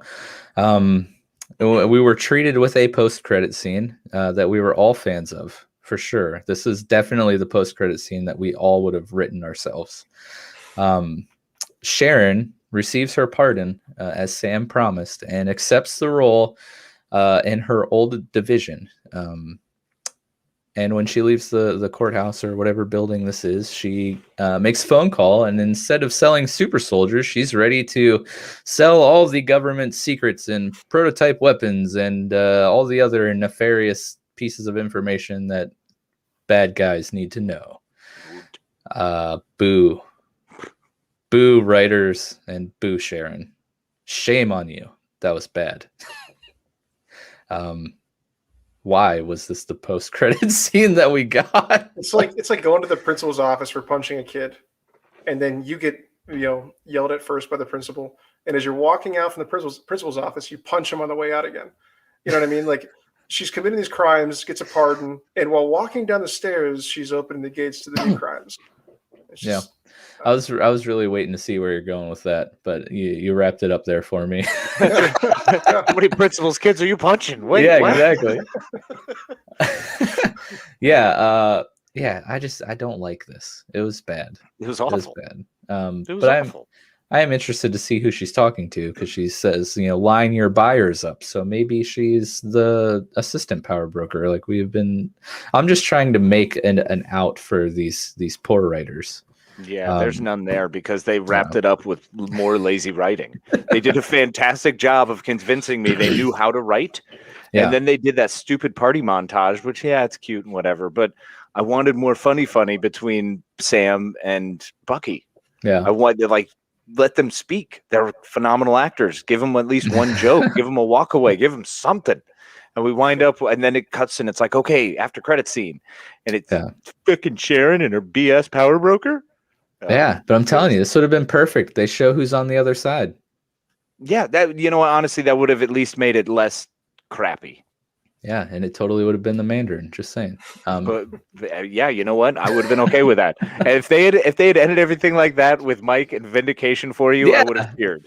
Oh man, I would have been so happy. This is such a horrible end that it could have been the Mandarin, for all we do know. Seriously, the sky's the limit. The sky's the limit. Are you saying my theory is horrible? No, I'm just saying anything could happen. Oh my gosh, this is the last time you're on a companion series with me, sir. It could be. We could have just got Norman Osborn for all we know, right? We could have just got reverse Eddie power Brock. bonered. Eddie Brock. Oh, we got reverse power bonered big time. Yeah, bro. But yeah, that's the wrap there. So I had seen. I forget exactly what it was submitted as in whatever award show. I don't pay attention to the award shows. Only the Snobby Awards, which the first annual Snobby Awards was today. And congratulations on your win. Oh, thank you, sir. Yeah, we can talk about that later. But I had seen a thing that they submitted this as a drama series or something, and not a limited series or whatever they would submit it as a limited series. So people are speculating that there's going to be maybe a season 2 or a continuation of the series. I kind of hope they don't. I like the idea of these being limited series and just having 6 to 9 to 10 episodes, helping build up to future movie storylines in these upcoming phases. So I don't know. Do you guys see this as being? I mean, obviously they can continue a story with Captain America and the Winter Soldier, but do you want that, or are you okay with this being done and these storylines continuing on in movies. I'll start with yeah. Okay, Case. I really is Agent 14 gonna die? Because if at some point in the movie she's gonna die before season 2 comes out, I'm in. I'm super in. As long as there's no chance to lean on this power broker BS, like I'm in 100%. I couldn't be more excited about it. I would love to see them buddy cop around now as Captain America and the Winter Soldier, as fully realized actual back from wherever they were mentally people, the men they are now, the heroes they are, which we're probably going to see bits and pieces of throughout the rest of the movies. But power brokers got to die. Like that really bad taste in the mouth. Yeah, either literally or just that idea of Sharon being the power broker. Just kill the idea. Maybe Sharon becomes anybody else. Yeah. She puts that mask back on. I mean, she's a good actress. That's the other thing that sucks. It's like it's not her fault at all. It is all on the writers. That was a terrible direction to go. Agreed. What do you think, Jordan? You think this should continue on, or do you like the idea of the limited series being truly limited? I mean, if it continues on, it should be after they appear in more movies. I think just think of it like from like how they do in Hollywood. When you're in movies, the last thing you want to do is go to TV shows and stay in TV shows. Generally, you want to stay a movie star. And they had this role with the movie stars. If you kind of downgrade the characters, you're kind of bringing them down at just a whole nother level. You want to see them next to the Fantastic Four, Doctor Strange. Otherwise, the MCU is going to be close to what's in the books called the Illuminati, which is a lot of just high-profile figures in the comics, just fighting these world-ending threats. Everything. Exactly. Yeah. Right. But S.H.I.E.L.D. is basically destroyed. So you have to these characters, the remnants of the first generation of these movies. You have to keep them around somehow and do something good with them. Yeah. And the idea of just being on a Disney Plus TV show with it is kind of a notch down.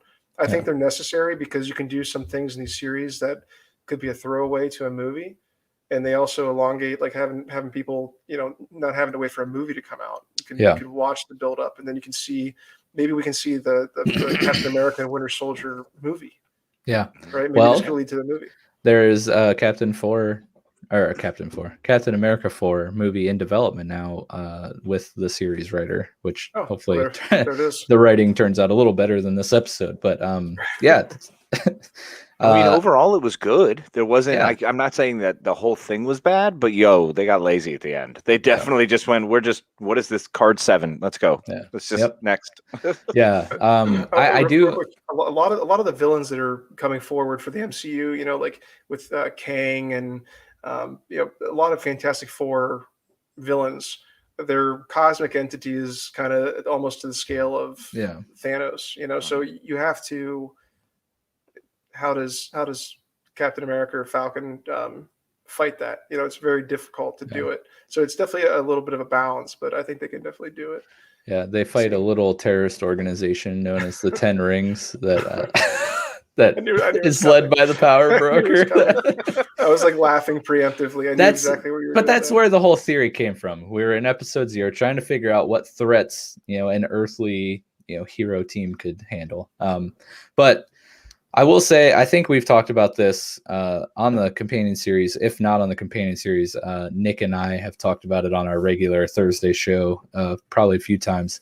But I love how they're taking these, tertiary characters that have, very little screen time in the movies and using these series to flesh out their stories, right? It's amazing to have that with Wanda and Vision. It was amazing to have that with Sam and Bucky. Now here, it'll be cool to have that with Hawkeye when that series comes out, and Armory Wars with Don Cheadle's War Machine. That will be awesome Wars, too. Yeah. That I said Armory Wars, Coheed and Cambria. Yeah. Anyways, I do want to read those comics because I love Coheed and Cambria. But I love the idea of taking these short limited series to flesh out these characters that we're well aware of because they've been in like 12 movies, but like each movie they get like 15 minutes of screen time. Mhm. So yeah, I'm expecting, some of these storylines to carry on into movies. I'm not expecting a season 2 or a return to a Falcon and Winter Soldier series. And I hope they just stick with these short things here and there when a character needs more development, right? But with that being said, what do you think will happen in the future of the MCU, coming from, the events of this series? Like what impact does, Captain America and the Winter Soldier now have on the future movies? Like what's going to carry forward? Jordan, you have any? I know you have tons that we talk about all the time. You just mentioned earlier Thunderbolts, Dark Avengers. Anything else that kind of comes to mind that we might see? It's if the Avengers themselves got back together right now, it'd be really weird looking. It's because it's in shambles, right? You have Thor, who's a little overweight.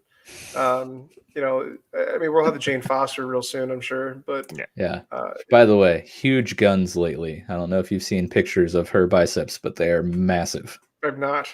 Yes. I've not. She definitely got into shape for the role. That's for sure. Probably survived bearing twins now, though. I'm sure. Right? Yeah.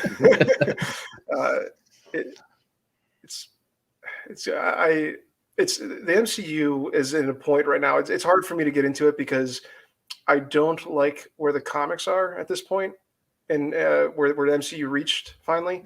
The only saving grace for me that I have in the idea of this is that we may have the old school Fantastic Four coming out.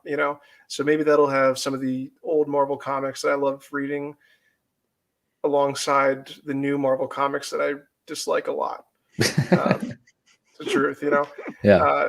And there's definitely some big hope there. I'm excited to see what they can do. If they can make me like Guardians of the Galaxy in a movie, I believe they can do wonders.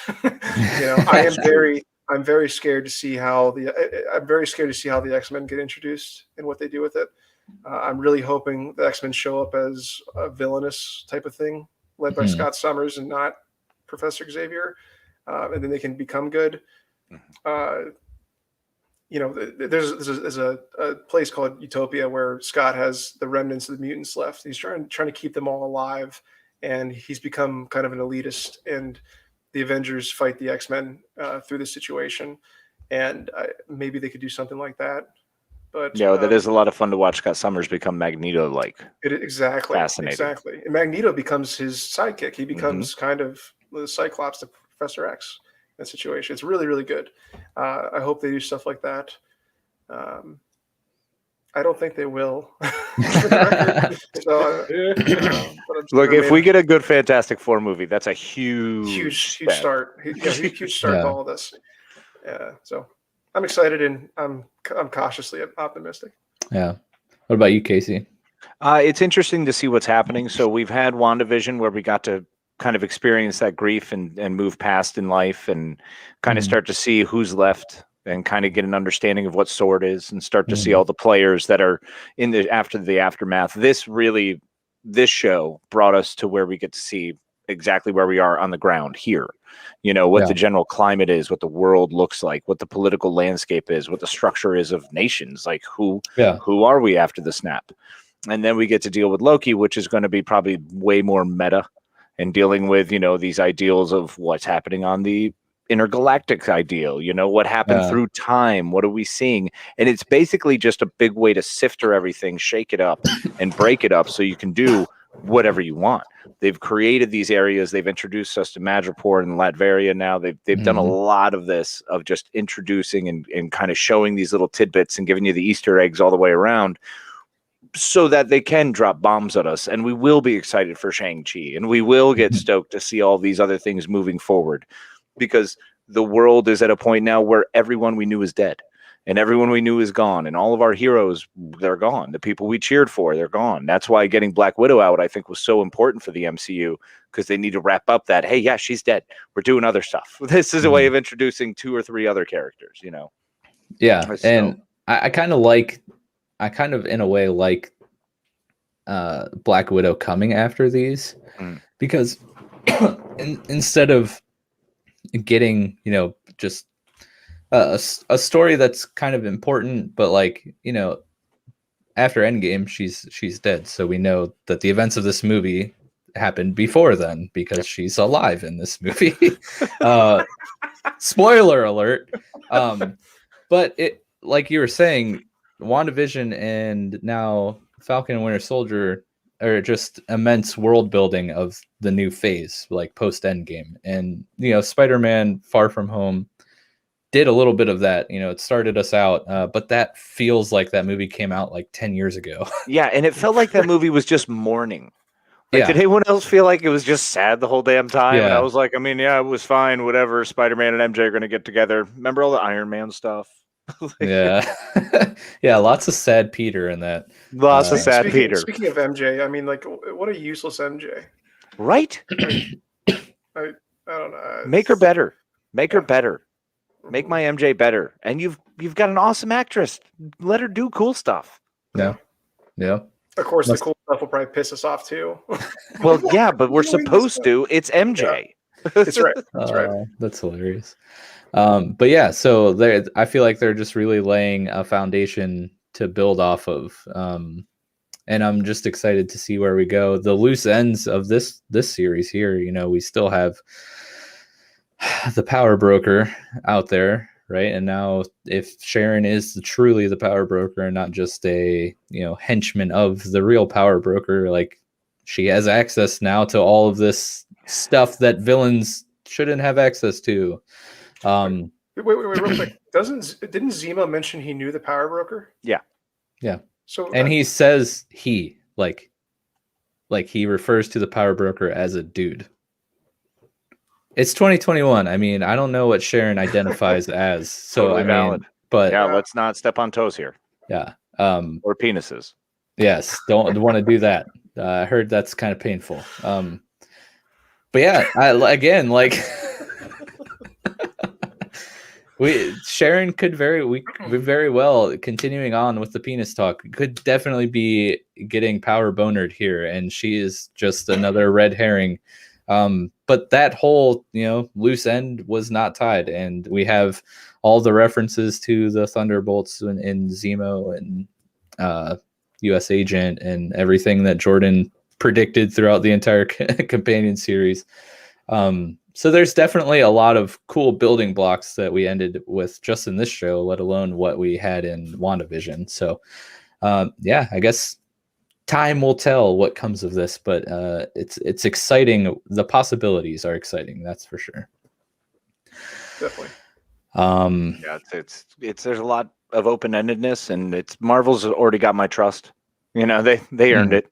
Yeah, we're good. Like Jordan said, if they can make me like the Guardians of the Galaxy, anything is possible. Because I did not ever care about those characters. I mocked those characters. Yep. They annoyed me when they showed up in my comic books. I thought it was stupid. Falcon teamed up with them a couple times, and I was like, "This is awful. Why is this here?" And now I'm cheering for a really odd team up. Yeah. Falcon was a B team for a while, so it was. He got a lot of really bad team ups. I loved him, but. But yeah, I think unless you guys have any closing remarks, that will wrap up our episode. I know we have at least a couple comments from our Discord, but do you guys have any last things you need to get off your chest before we wrap up the episode here? I think I'm good.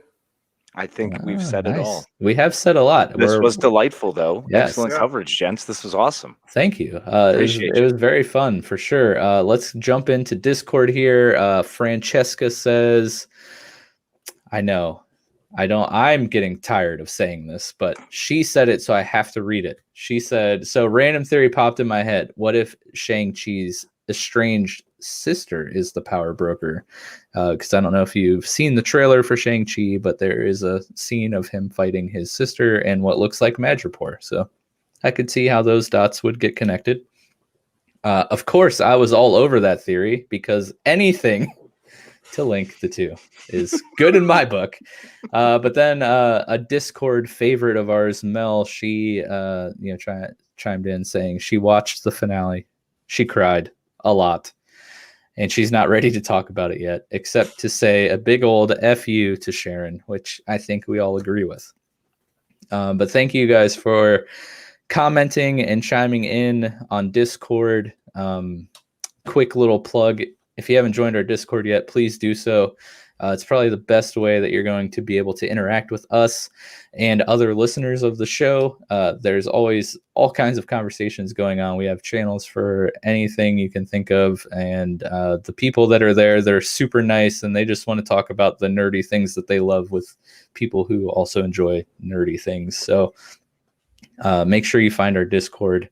You can find all of our links at linktr.ee/showboyspodcast. But yeah, thank you, Casey, so much for joining us tonight. As we said at the start of the episode, he is the other half of the Scene Snobs podcast. That's Tuesday safer. nights. Yeah, I don't want to Tuesday make nights Mick. at 9 p.m. You can find me and Mick where we're equals. Yes, I don't want to make him mad. I mean, he gave me an award today, and I want to get one again next year. So I don't want to. Well, now you're a judge on the panel, so hey, you can. I can give myself an award. But yes, yeah. Anything else you'd like to plug, sir? That's really it. Everything on sneezesnobs.com. That's our show that we do is on Tuesday nights at 9 p.m. That's really our big thing, our big push. You can find us on YouTube and all those fancy places. So. Yep. And if you're a listener of our show, you should be familiar with the Scene Snobs. Mick's been on a couple times. I talk about him all the time. It's a good show, good channel over there. They're doing great things.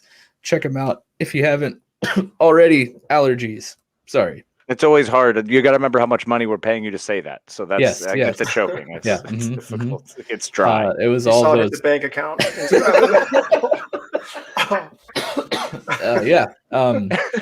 And as always, Jordan, thank you so much for doing this companion series with me. It was a blast. We love having you on the show. It's a lot of fun. As our official Showboys contributor or whatever. I don't even know what we call Whatever it you. is, I like it. Whatever. Yeah. It's nice. It works well.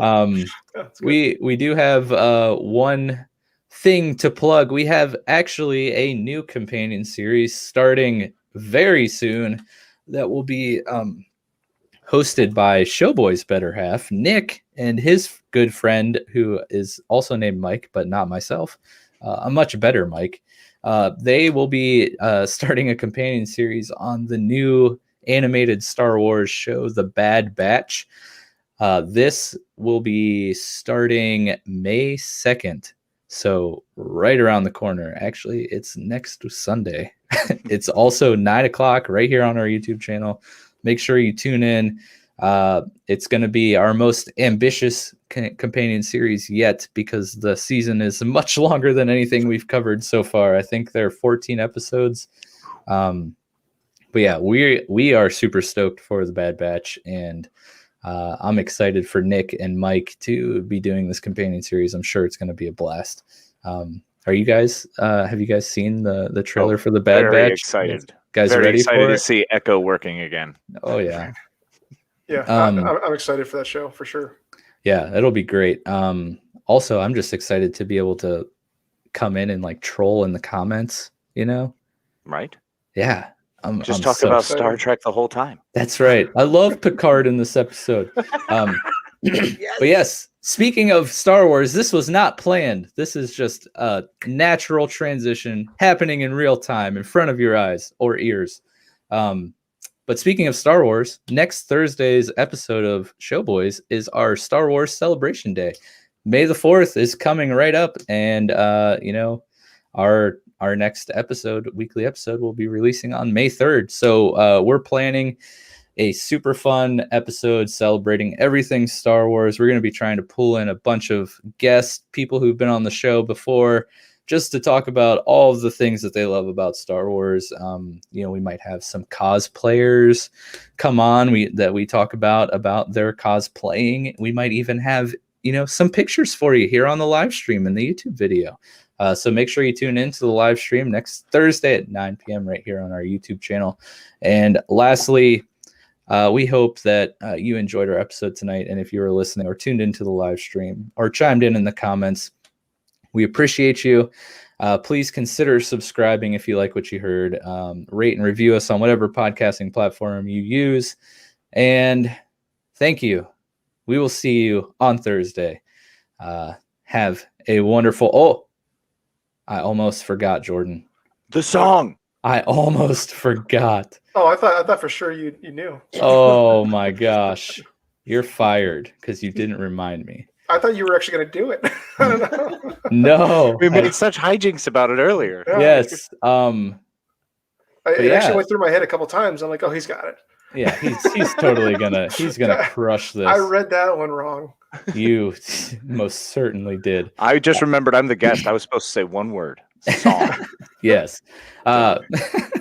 For the last time for the companion series, we will be playing you out with the amazing Avengers remix that our friend SJT made and has allowed us to use for our companion series. So all of his links are in the episode description. Go check him out and support him. He's an amazing musician, and we are super thankful that he has allowed us to use this song. So please enjoy, and we will see you on Thursday.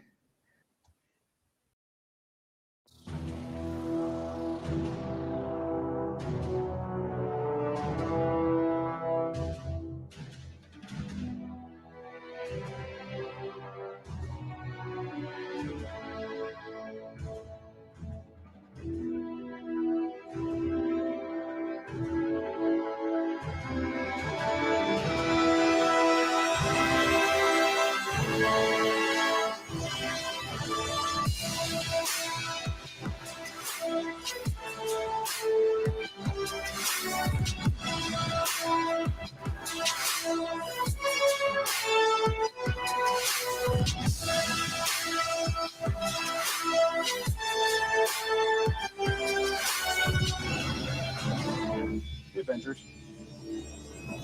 So we call ourselves to a team. Earth's mightiest hero.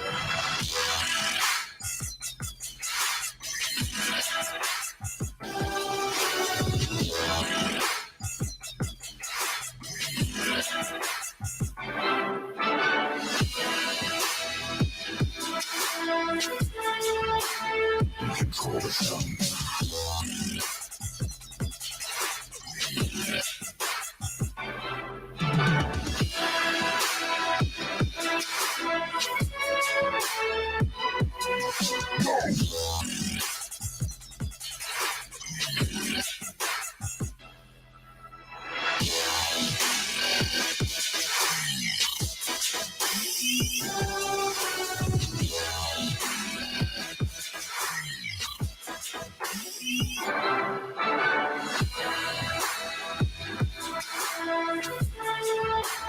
We control the sun.